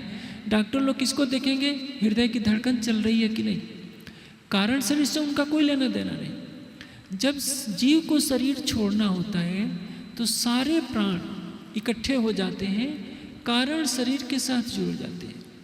कारण शरीर के साथ सूक्ष्म शरीर जुड़ जाता है। सूक्ष्म शरीर क्या है? 10 इंद्रियां और 5 सूक्ष्म भूत, शब्द स्पर्श रूप रसगंध, मन चित्त बुद्धि अहंकार, ये सब कारण और सूक्ष्म शरीर प्राण के साथ जुड़ जाते हैं और जीव शरीर में दूसरे शरीर में प्रवेश कर जाता है। भाव क्या है? स्थूल हृदय के अंदर सूक्ष्म हृदय है जिसके अंदर कारण शरीर है और उस कारण शरीर के अंदर जीव विद्यमान है। जीव के अंदर अंतर्यामी रूप से परमात्मा विद्यमान है। हमारी आत्मा किस पर बैठी है? जीव के ऊपर। आत्मा के धाम हृदय में राज्य रहते हैं, जीव के धाम हृदय में नारायण का वास होता है। इसलिए ये जो स्थूल हृदय है इसी को अंगुष्ठ मात्र के बराबर है। आप देखेंगे हार्ट जिसको हृदय कहते हैं, जिसमें रक्त संचार जाता है, अंगूठे की तरह आकार लिए हुए यहाँ पर होता है। उसके अंदर कारण शरीर है। आप पैर को काट दीजिए तो भी आदमी मरेगा नहीं, हाथ को काट दीजिए तो भी नहीं मरेगा, सिर को काट दीजिए तो क्या होता है? जो मस्तिष्क को नियंत्रित करने वाली प्रक्रिया है वो रक्त संचार बाधित हो जाता है। क्या करना है क्या नहीं, बुद्धि कुंठित हो जाती है, इसलिए व्यक्ति मर जाता है। हृदय को निकाल दीजिए, हृदय में धड़कन बंद हो जाए तो प्राण ऐसे ही चले जाएंगे। ये सिर रहेगा लेकिन धड़कन को बंद कर दीजिए तो आदमी मर जाता है। कहने का आशय क्या है? यहाँ कहा जा रहा है अंगुष्ठ मात्र पुरुष किसमें विराजमान है? अंगुष्ठ मात्र पुरुष है यह हृदय। जैसे आप सिरपुर जाए तो भाव में आप कह सकते हैं ना, ऐसा लगता है कि पूरे आश्रम में महाराज जी की छवि दिखाई दे रही है। ये अलंकारिक व्याख्या है। उसी तरह से हमारे हृदय में जो सूक्ष्म चैतन्य है यह ध्यान अवस्था में परमात्मा का दर्शन करता है। तो इसको शास्त्रों ने क्या कह दिया? अंगुष्ठ मात्र पुरुष। और वो कहाँ है? मध्य आत्मने तिष्ठत। परमात्मा को अलंकारिक रूप से अंगुष्ठ मात्र कह दिया, जीव को भी अंगुष्ठ मात्र कह दिया, लेकिन वो किस में विद्यमान है? अंगुष्ठ मात्र स्थूल हृदय के अंदर। इसको पुनः दोबारा समझ लीजिए। अंगुष्ठ मात्र स्थूल हृदय है, उस स्थूल हृदय के अंदर सूक्ष्म जीव बाल की नोक के 10,000 टुकड़े से भी सूक्ष्म है जो विराजमान है। और उसके अंदर भावात्मक रूप से कहा जाता है कि परमात्मा का वास है। अब भट्ट जी के सामने समस्या क्या थी? भट्ट जी ने भागवत में यही तो पढ़ा है कि जब महाप्रलय होता है तो अक्षयवट वृक्ष बचा रहता है और उसके पत्ते पर नारायण रूप जो भगवान है बालक का रूप धारण करके अंगुष्ठ मात्र के बराबर, अंगूठे के बराबर रूप धारण करके पत्ते पर रहते हैं। पत्ता ताड़ता रहता है, चारों तरफ अंधकार फैला रहता है और फिर नई सृष्टि की रचना हो जाती है। ये भागवतकार की कल्पना है। इसका गुह्य रहस्य क्या है? वृक्ष क्या है? संसार रूपी वृक्ष कहाँ से पैदा हुआ है? मोह सागर से। मोह सागर में यह संसार रूपी वृक्ष पैदा होता है, यानी मोह सागर से इस ब्रह्मांड की उत्पत्ति होती है। पत्ता क्या है? जैसे वृक्ष में हजारों लाखों पत्ते होते हैं, उसका एक भाग है। हम सृष्टि के एक छोटे से भाग में रह रहे हैं और उसमें ब्रह्म की सत्ता का अनुभव कर रहे हैं। परमात्मा पत्ते पर कभी क्यों रहेगा? जिसको अनंत सूर्यों से अधिक प्रकाशमान कहा गया है वो वृक्ष के एक पत्ते पर क्यों रहेगा? जो स्थूल वृक्ष है वो तो महाप्रलय में 5 तत्व का बना होता है, लय को प्राप्त हो जाएगा। जब 5 तत्व 3 गुण रहेंगे ही नहीं तो न वृक्ष रहेगा न पत्ता रहेगा, तो फिर परमात्मा का निवास कहाँ होगा?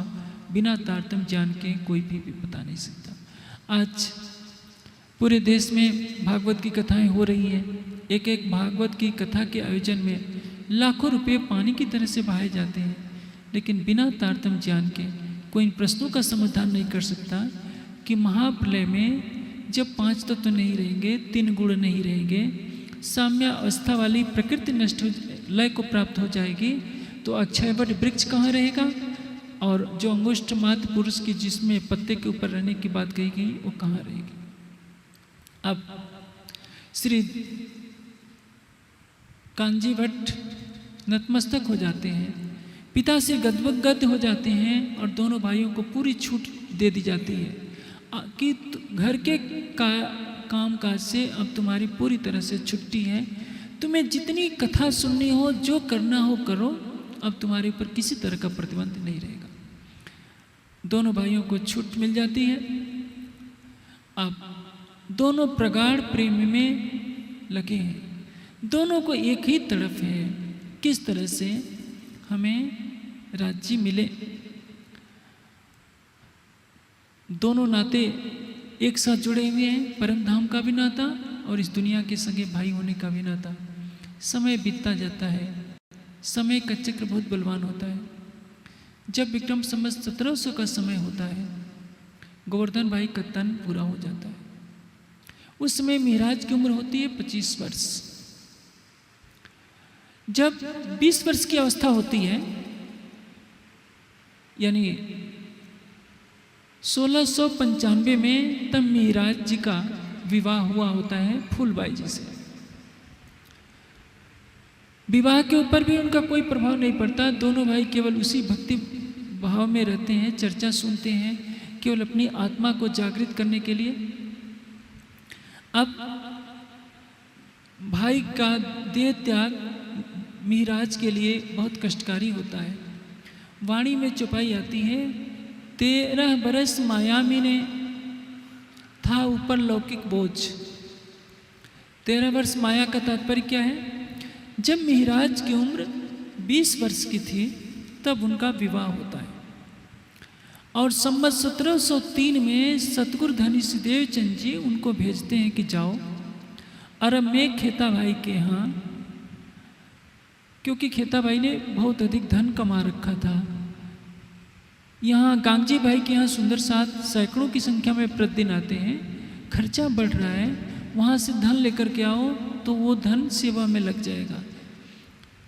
1703 से पहले के समय को माया में इसलिए कहा गया है कि श्री महाराज का मन कई तरफ बट गया था।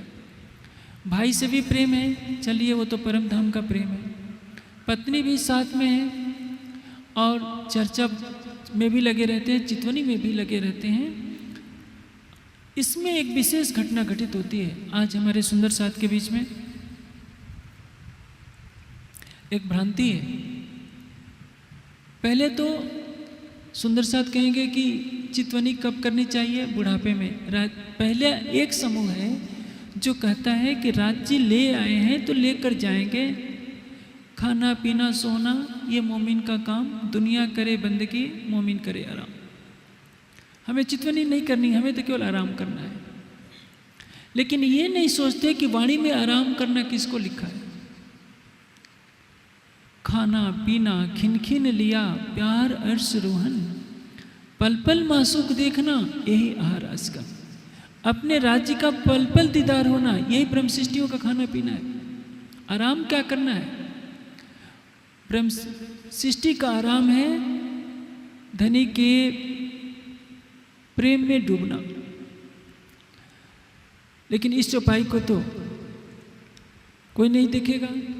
बेशक अर्श से हो के क्यों खाए पिए करे आराम, यो चाहिए मोमिन को रूह उड़े सुनते हक नाम, बेशक अर्श से हो के क्यों खाए पिए करे आराम।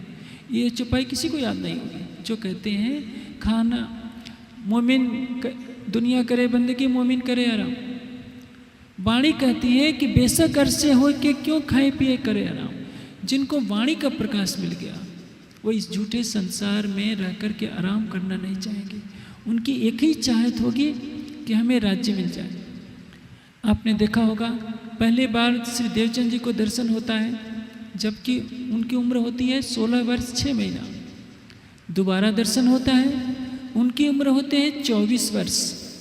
24 वर्ष की उम्र में श्री देवचंद जी ने चितवनी के द्वारा अखंड ब्रज बिहारी, अखंड ब्रज में लीला करने वाले स्वरूप का दर्शन कर लिया था। उस स्वरूप में श्री राज जी ने ही आकर दर्शन दिया। तीसरी बार जो दर्शन होता है उनको 40 वर्ष की अवस्था में, और तब उनके तन से लीला हो जाती है। इधर मिहिराज को भी 25 वर्ष की उम्र में परम धाम का अनुभव हो जाता है। कैसे? मिहिराज के अंदर वही तड़प है। मिहिराज पाना चाहते हैं अपने प्राणेश्वर को।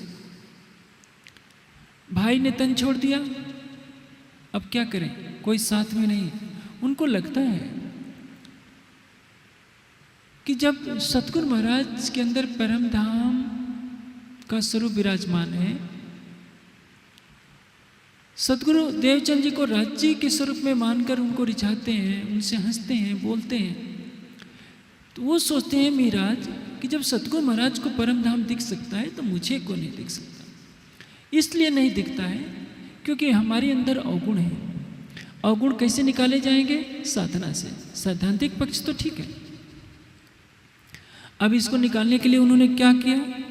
उन्होंने भागवत में सुन रखा है कि सोने के अंदर यानी स्वर्ण के अंदर माया कलयुग का वास होता है। सोचा कि जब तक इसके प्रति आसक्ति रहेगी तब तक हमें परम धाम नहीं दिखेगा।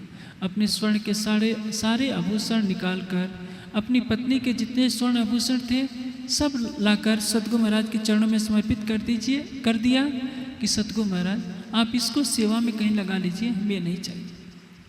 कुछ बताते नहीं हैं और क्या करते हैं? अपना आहार घटाते जाते हैं। उतरते आहार घटाइया, धीरे धीरे आहार की मात्रा कम करते जाते हैं। शरीर जर्जर हो जाता है, चलने फिरने की शक्ति नहीं रह जाती। नीतिकारों ने कहा है अति सर्वत्रम वर्जित, अति वर्जित है। बहुत अधिक भोजन करेंगे तो आपको निद्रा आती रहेगी। राजकुमार सिद्धार्थ ने भी यही मार्ग अपनाया।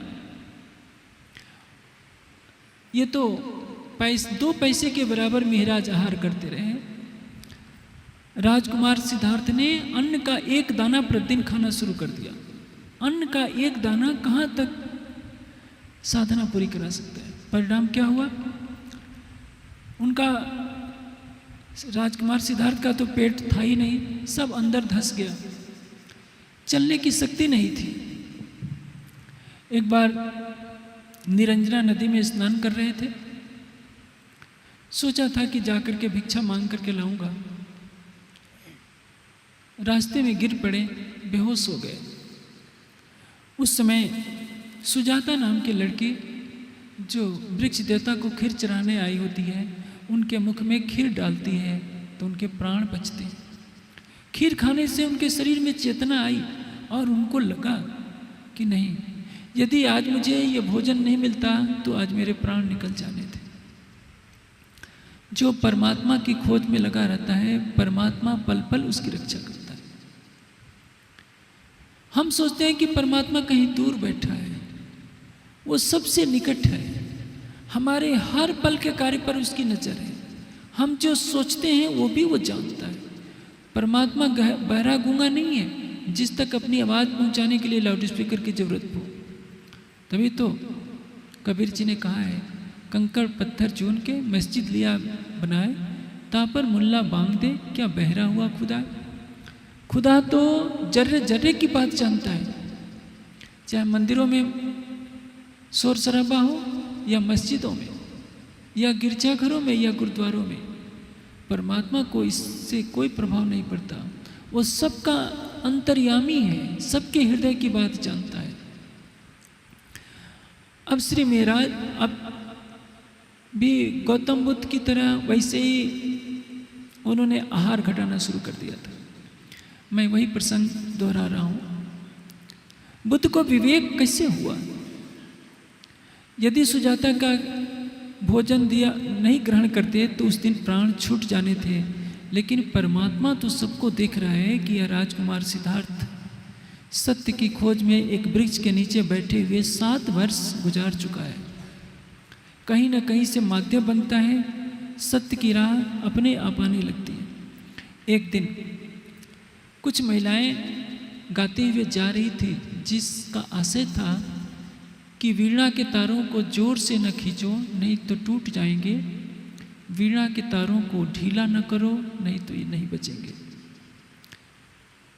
उनको समझ में आ गया कि अति भोजन करना भी हानिकारक है और पूर्णतया भोजन छोड़ देना भी हानिकारक है, क्योंकि जब आप शरीर को भोजन नहीं देंगे तो क्या होगा, शरीर में जठराग्नि प्रबल हो जाएगी और जठराग्नि आपके शरीर के मांस को खाने लगेगी, मांस को पचाने लगेगी। मस्तिष्क में इतनी गर्मी हो जाएगी, मन इतना चंचल हो जाएगा कि आपका ध्यान लगेगा ही नहीं। जो लोग ये हट करके बैठ जाते हैं कि हमें बिल्कुल भोजन नहीं करना है, वो अपनी साधना को खंडित करते हैं। लक्ष्य की सफलता के लिए क्या चाहिए? हृदय की निर्मलता। अधिक भोजन, अधिक निद्रा, अधिक श्रम, तीनों हानिकारक है। बिल्कुल भोजन ही नहीं करना और बिल्कुल जगे रहना और कुछ न करना, ये भी हानिकारक है। मध्यम मार्ग होना चाहिए। जैसे बहुत तेज धूप हो जाए तो भी कष्ट, बहुत ठंडक हो जाए तो भी कष्ट।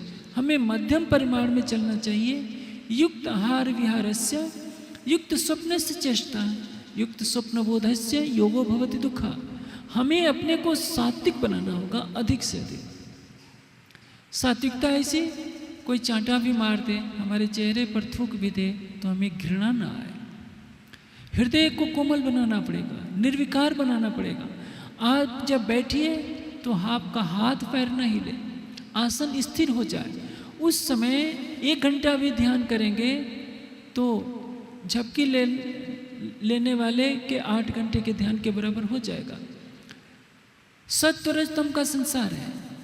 रजोगुण और तमोगुण को छोड़ा आपने, पूर्ण सात्विक हो गए, फिर सात्विक अवस्था से इस पिंजरे से बाहर आ जाइए, परमात्मा मिल जाएगा।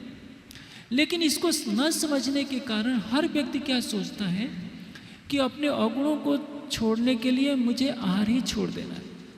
बिल्कुल आहार आप छोड़ सकते हैं। योग दर्शन में एक सिद्धि है जिसको ऑटोबायोग्राफी ऑफ योगी, योगी की आत्मकथा में योगानंद जी ने लिखा है। उस महिला ने 32 वर्षों तक कुछ नहीं भोजन किया था, न पानी पिया था। कंठकूपे क्षुत पिपासा निवृत्ति। यदि कंठकूप में आप समाधिस्थ होने की विद्या सीख गए तो आप कई वर्षों तक बिना भूख प्यास के रह जाएंगे। लेकिन जैसे आप भोजन करते हैं, प्रतिदिन आपको कंठकूप में समाधिस्थ होना पड़ेगा। लेकिन इस सिद्धि से क्या परिणाम होगा? प्रकृति की जो मर्यादा बनाई गई है उसमें सात्विक आहार अल्प मात्रा में लेते हुए, जिससे आपके शरीर में आलस्य पैदा न हो, तंद्रा न हो, आप शांति से बैठ सकें, अपने आराध्य का ध्यान कर सकें, ये होता है। लेकिन चाहे राजकुमार सिद्धार्थ हो, चाहे श्री मेहराज हो, चाहे परमहंस महाराज श्री रामचंद्र दास जी हो, या बड़े से बड़े परमहंस से भी ये भूल हो जाती है, क्योंकि हृदय व्याकुल रहता है कि हमें परमात्मा को पाना है। हर कोई चाहता है कि हम बिल्कुल ही भोजन छोड़ दें तो जल्दी से मिल जाएंगे। हाँ, समाधि अवस्था में जब श्वास की प्रक्रिया धीमी हो जाती है, आसन जम जाता है, तो बिना उठे ही, जब उठना ही नहीं है, बैठे हैं, बैठे रह गए, तो अमूमन भोजन की तरफ ध्यान नहीं जा सकता, क्योंकि भोजन की आवश्यकता नहीं पड़ेगी। लेकिन जब आप उठ रहे हैं, बैठ रहे हैं, आप समाधि अवस्था में नहीं हैं, तो आपको तो शरीर को युक्त आहार देना ही पड़ेगा, अन्यथा शरीर केवल जर्जर होता है, मन की चंचलता और बढ़ जाया करती है। जिनको योग साधना का अनुभव नहीं होता है, वे उतावलेपन में उनसे इस तरह की भूलें हो जाया करती हैं। मैं तो कुछ भी नहीं हूँ बड़े बड़े साधकों के सामने, लेकिन जहाँ तक मेरे अपने जीवन का अनुभव है, या जिन जिन योगियों से परमहंसों के चरणों में रहने का सौभाग्य प्राप्त हुआ, सबके जीवन की यही कहानी है, जिन्होंने गीता के इस कथन को अंगीकार कर लिया कि युक्त आहार विहारस्य युक्त स्वप्नस्य चेष्टा युक्त स्वप्न बोधस्य योगो भवति दुःखा। आप आहार को थोड़ी मात्रा में लीजिए, धीरे धीरे खाइए। जल्दी जल्दी खाएंगे तो आपके अंदर रजोगुण की प्रवृत्ति बढ़ेगी। आप योगी का आहार आधा पेट होता है, परम योगी का। योगी आधा पौन पेट करता है, भोगी भर पेट भोजन करता है। जो भर पेट भोजन करे ठूस ठूस कर और वो सोचे कि मेरी समाधि लग जाएगी, कभी नहीं लगेगी, क्योंकि उसमें आलस पैदा होगा, प्रमाद पैदा होगा, तमोगुण पैदा होगा, निद्रा पैदा होगी। योगी जल को, वायु को और भोज्य पदार्थ को मिलाकर जो परम योगी होता है प्रथम श्रेणी का, वह आधे पेट ही करता है, शेष व्यक्ति पौन पेट करता है। अपनी अपनी अवस्थाएं होती हैं, लेकिन आहार का परित्याग नहीं करना चाहिए। अब मिहिराज ने आहार घटा दिया है, पैसे भर अन्न का आहार कर रहे हैं। एक पैसे का जितना वजन होता है उतना आहार, यानी इतना सा। आप सोचिए कुछ अन्न के दाने से शरीर कहाँ से चलता है। बालबाई कहती हैं सतगुरु महाराज के पास जाकर कि सतगुरु महाराज, एक भाई तो चल गया, दूसरा भाई जाने वाला है, क्या आप इनको बचा नहीं सकते? देवचंद जी कहते हैं कि मिहिराज तो मेरे से कुछ कहते नहीं, जब आते हैं तो कहते हैं कि सतगुरु महाराज मेरे अवगुण बताओ। मैं उसको क्या अवगुण बताऊं? उसके अंदर मैं बता चुका हूं कि परम धाम की इंद्रावती आत्मा है, तुम्हारे तन से राज्य लीला करने वाले हैं, तुम्हें समय पर सब कुछ प्राप्त होगा। अंत में बालबाई के कहने पर श्री मिहिराज आते हैं, लेकिन इस कठोर साधना के बल पर उन्होंने क्या किया? तब धाम मोह आगे फिर वल्या गिरत, अपा देखिया किया आकार को रत। धाम मोह आगे उन्होंने रंगमहल को देख लिया, रंगमहल में विद्यमान अपनी परात्म को देख लिया और 25 पक्षों की एक झलक देख ली, लेकिन पूर्ण आत्म जागृति नहीं हुई थी, अंदर की प्यास बनी रही। और इतनी कठोर साधना कर दी कि यदि कोई उनका मित्र सामने से आता था तो रास्ता बदल लेते थे कि यह मिलेगा, दुनिया की बातें करेगा, न किसी से बातें करेगा करते थे, न कुछ, केवल एक ही तरफ थी कि सतगुरु महाराज को परम धाम दिखता है, मुझे क्यों नहीं दिखता। बालबाई बुला करके लाती है मिहिराज को, बोलती है कि बताओ मिहिराज तुम्हारे मन में क्या है, सतगुरु महाराज से बताओ। सतगुरु महाराज से कहते हैं मिहिराज कि सतगुरु महाराज जब आप ब्रजराज की चर्चा सुनाते हैं तो मेरे आंखों से आंसू बहते हैं, मुझे ये संसार अच्छा नहीं लगता, आप मेरे अवगुण क्यों नहीं बता देते? देवचंद जी कहते हैं तुम्हारे अंदर कोई अवगुण नहीं है, तुम परम धाम की आत्मा हो, तुम्हारे तन से तो लीला होनी है। मिहिराज कहते हैं कि आपको परम धाम दिखता है, मुझे क्यों नहीं दिखता? देवचंद जी कहते हैं कि मिहिराज जब समय आएगा तुम्हें परम धाम दिखना प्रारंभ हो जाएगा। ये तो बात हुक्म की सो होवे एक ही ठोर। अभी राजी मेरे तन से लीला कर रहे हैं, तो जब तक मेरे तन से लीला कर रहे हैं तुम्हें प्रत्यक्ष रूप से वैसे दर्शन नहीं हो सकता। हाँ, चितवनी में झलक मिल सकती है, लेकिन जिस तरह से मैं वर्णन कर रहा हूँ परम धाम का, तुम्हारे तन से तब तक वर्णन नहीं हो सकता जब तक कि राज्य तुम्हारे तन में विराजमान न हो जाए। यदि तुम यह चाहते हो तो मुझे उठाए तुम बैठो। इसका अर्थ क्या करते हैं हमारे विद्वत वर्ग कि मुझे इस गादी से उठाकर तुम बैठ जाओगे तो तुम्हें परम धाम दर्शन देना शुरू हो जाएगा। गादी में कोई शक्ति नहीं होती। यदि उस गादी में इतनी शक्ति थी तो बिहारी जी तो उसी गादी पर बैठे थे, उनको तो परम धाम का कुछ भी पता नहीं था, न उन्होंने परम धाम देखा न किसी को दिखाया। गादी को कौन बनाता है? जैसे मैं यहाँ बैठा हूँ, ये तो कोई भी दर्जी सील देगा, एक तखत को कोई भी बढ़ई बना देगा। गादी में कोई शक्ति नहीं है। राज्य गादी में नहीं बैठे हैं, राज्य आत्मा के धाम हृदय में बैठे हैं। देवचंद जी के धाम हृदय में राज्य विराजमान है। जब उस तन को छोड़कर राज्य मिहिराज के अंदर बैठेंगे तब तो राज्य की कृपा से मिहिराज को दर्शन होगा। उस गादी पर बैठने मात्र से दर्शन हो जाया करे तो किसी को चितवनी कराने की क्या जरूरत थी? देवचंद जी किनारे खड़े हो जाते और सबको कहते जाते थोड़ी थोड़ी देर इस पर बैठते जाओ, सबको परम धाम दिखता जाएगा। आज हमारे समाज में यही अंधविश्वास घर कर गया है कि जो गादी पर बैठ जाता है वो राज्य का स्वरूप है, गादी की आरती होती है, पूजा होता है, सारी महिमा गादी की जाती है। वाणी की महिमा नहीं कही जाती। वाणी क्या कहती है?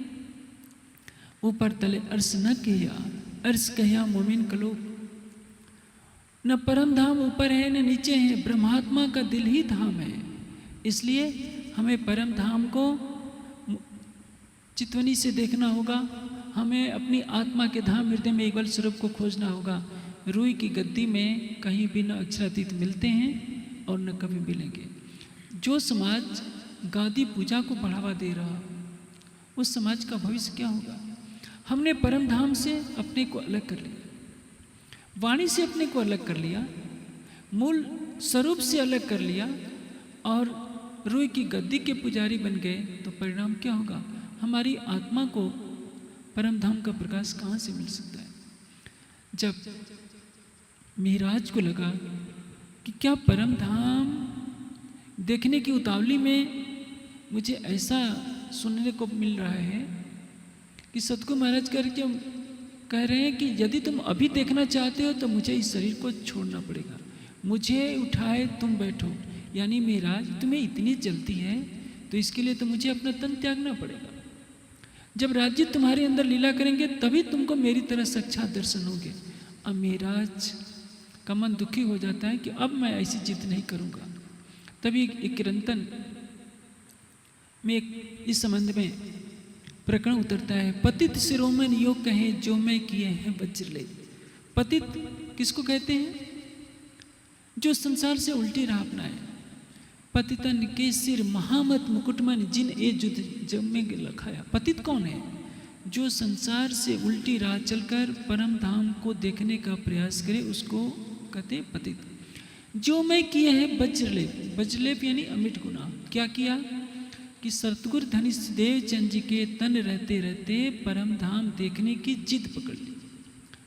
परम धाम देखना हर ब्रह्मात्मा का पुरुषार्थ है और सबको देखने की इच्छा रखनी चाहिए, सबको उसको पाने का प्रयास करना चाहिए, लेकिन जिद नहीं पकड़नी चाहिए कि आपको दिखता है तो मुझे क्यों नहीं दिखेगा। ये गुनाह होता है। यदि महाराज ये शांति भाव से करते कि सतगुरु महाराज के अंदर राज्य बैठे हैं तो हमें भी सम्यक तरीके से सम्यक मार्ग अपनाकर, यानी हठ न अपनाकर प्रेम से चितवनी करते जाते तो अवश्य लक्ष्य प्राप्त हो जाता। जैसे जब श्री जी के तन से लीला हो रही है तो आप देखेंगे सुर असुर सबों को ए पति सब पर एक दया देत दीदार सबन को साईं जिन्हों जैसा चिन्हिया। प्राणनाथ जी चर्चा कर रहे हैं बंगला जी दरबार में और सब सुंदर साथ को परम धाम का साक्षात दर्शन हो रहा है, युगल स्वरूप को दर्शन हो रहा है। जाको दिल जिन भात सो तासो मिले तिन विद मन चाया स्वरूप हो के कार्य किए सब सिद्ध। हर कोई परम धाम के 25 पक्षों में घूम रहा है। उसी तरह से देवचंद जी के तन रहते भी दर्शन हो सकता था, लेकिन महाराज जी ने जो जिद पकड़ ली कि नहीं उनकी तरह ही मुझे मेरे तन से भी लीला हो, यह अमिट गुनाह था। और यही प्रायश्चित के स्वर किरंतन के उस प्रकरण में उतरते हैं। बालबाई ने कहा कि सतगुरु महाराज भाई के न रहने से महाराज अकेले रहते हैं, इसलिए इस तरह की बातों में ये उलझे रहते हैं, आप उनको किसी सेवा में लगा दीजिए। संवत 1703 का समय है। महाराज को कई जगह भेजा सतगुरु महाराज ने कि जाओ वहाँ से पुराण संहिता महेश्वर तंत्र इत्यादि ग्रंथ अहमदाबाद से लाओ। जाते हैं लाते हैं। अब संवत 1703 का समय है। सतगुरु धनिष देवचंद जी श्री महाराज को खेता भाई के यहाँ अरब में भेजते हैं, इसी बहाने से कि नहीं तो यहाँ रहेंगे अपने शरीर को गला डालेंगे, इनको सेवा में लगाया जाए ताकि इनका मन इसी में लगा रहे। ज्ञानार्जन, सेवा और ध्यान तीनों में समरूपता होनी चाहिए। हम ज्ञान की खोज नहीं करेंगे, ज्ञान प्राप्त नहीं करेंगे तो भटक सकते हैं। राज्य की चितवनी नहीं करेंगे तो हमारे हृदय में प्रेम नहीं आएगा, प्रेम नहीं आएगा तो ज्ञान भी नहीं आएगा, और सेवा नहीं करेंगे तो भी हमारा अहंकार नहीं जाएगा। सब लोग केवल ध्यान ही करें, कोई सेवा नहीं करें तो ध्यान करने वाले का भोजन कौन बनाएगा। इसलिए सब में एक सामंजस्य बनाना चाहिए। कुछ समय सेवा के लिए, कुछ समय ध्यान के लिए, कुछ समय अध्ययन के लिए। सृष्टि में हर चीज में समरूपता दिखाई देती है। यदि हम प्रकृति के नियमों को भंग करेंगे तो समाज भी भटकाव का शिकार हो जाता है। हमें आध्यात्मिक जीवन में संतुलन बनाना होगा। आहार का संतुलन, न कम हो न अधिक हो, निद्रा का संतुलन और हमारी दिनचर्या का भी संतुलन कि हमारे प्रतिदिन की दिनचर्या में ध्यान का उचित महत्व, उचित समय हो, अध्ययन का समय हो और साथ ही साथ सेवा का भी समय हो। हाँ, कम या अधिक हो सकता है। जैसे हमारे ध्यान में प्रगति हो रही है, हम ध्यान के लिए अधिक समय दें। अध्ययन में ज़्यादा प्रगति करनी है, अध्ययन के लिए समय दें। लेकिन आधा घंटा, 1 घंटा, 15 मिनट सबको प्रतिदिन सेवा करनी चाहिए, प्रतिदिन अध्ययन करना चाहिए और प्रतिदिन ध्यान करना चाहिए। इसी से जीवन का सर्वांगीण विकास होता है। कल आप सुनेंगे श्री महाराज 28 वर्ष की अवस्था में जाते हैं अरब, कैसे कैसे संघर्ष करते हैं और उन संघर्षों की कहानी आप सुनेंगे। आपने सुना मात्र 25 वर्ष की आयु में महाराज जब युवावस्था की बढ़ती हुई उम्र में है, अपनी कठोर साधना से अपनी परात्म को देख लेते हैं, परम धाम की बाहरी परिक्रमा भी देख लेते हैं। मूल मिलाव में अपना आपा देखिया, अपना शरीर हड्डियों का ढांचा कर लेते हैं, लेकिन अपनी परात्म को देखते ही। आज समाज को शिक्षा दी जाती है, भटकाव की शिक्षा। इसको शिक्षा नहीं कहेंगे, भटकाना कहेंगे। अरे सेवा पूजा ही सब कुछ है, क्यों चितवनी के पीछे लगे हो? कहाँ लिखा है चितवनी? तो क्या महाराज ने चितवनी नहीं की? सतगुरु धनी सिद्धेव चंद जी ने चितवनी नहीं की। सतगुरु धनी सिद्धेव चंद जी ने, महाराज ने 24 और 25 वर्ष की अवस्था में चितवनी की बहुत ऊंचाइयां तय कर ली थी। समाज को भी चाहिए कि वो अपनी रूढ़वादिता को छोड़े। कर्मकांड तो गिरे कटे, पुलस रात कई खांडे की धार, गिरे कटे नहीं पावे पार। ये तो अंधेर का मार्ग है। वाणी कहती है कि कर्मकांड क्या है? ये जो इंद्रियों से होने वाला कर्मकांड है वो हमें नासूत तक ले जाता है। ये जो फर्ज बंदगी जाहिरी, बीच नासूत लिखी हक से दूर। फर्ज बंदगी केवल औपचारिकता पूरी करते जा रहे हैं, कर्मकांडों में उलझे हुए हैं। ये हमें बैकुंठ तक भी नहीं ले जा सकते। और बंदगी हकी करे हक के नची, हकीकी बंदगी हमें राज्य के चरणों में ले जाएगी। यदि हम चितवनी करेंगे तो हमारी आत्मा के धाम हृदय में गुल स्वरूप के चरण कमल का दर्शन होगा, मुखारविंद का दर्शन होगा, हमारी आत्मा जागृत होगी। चितवनी हमारे जीवन का आधार है, वाणी का चिंतन हमारे जीवन का आधार है। चितवनी और वाणी के चिंतन का कोई विकल्प कोई प्रस्तुत नहीं कर सकता है। इसलिए यदि समाज को जागरूक करना है, हमें अपनी आत्मा को जागृत करना है, तो चितवनी, सेवा और ज्ञानार्जन, वाणी के चिंतन को हमें प्राथमिकता देनी होगी। आप चुपाई तो रहे। श्री महमति कहे ए मोमिनो, सुनियो यह बिताक, आगे फिर कहत हूँ,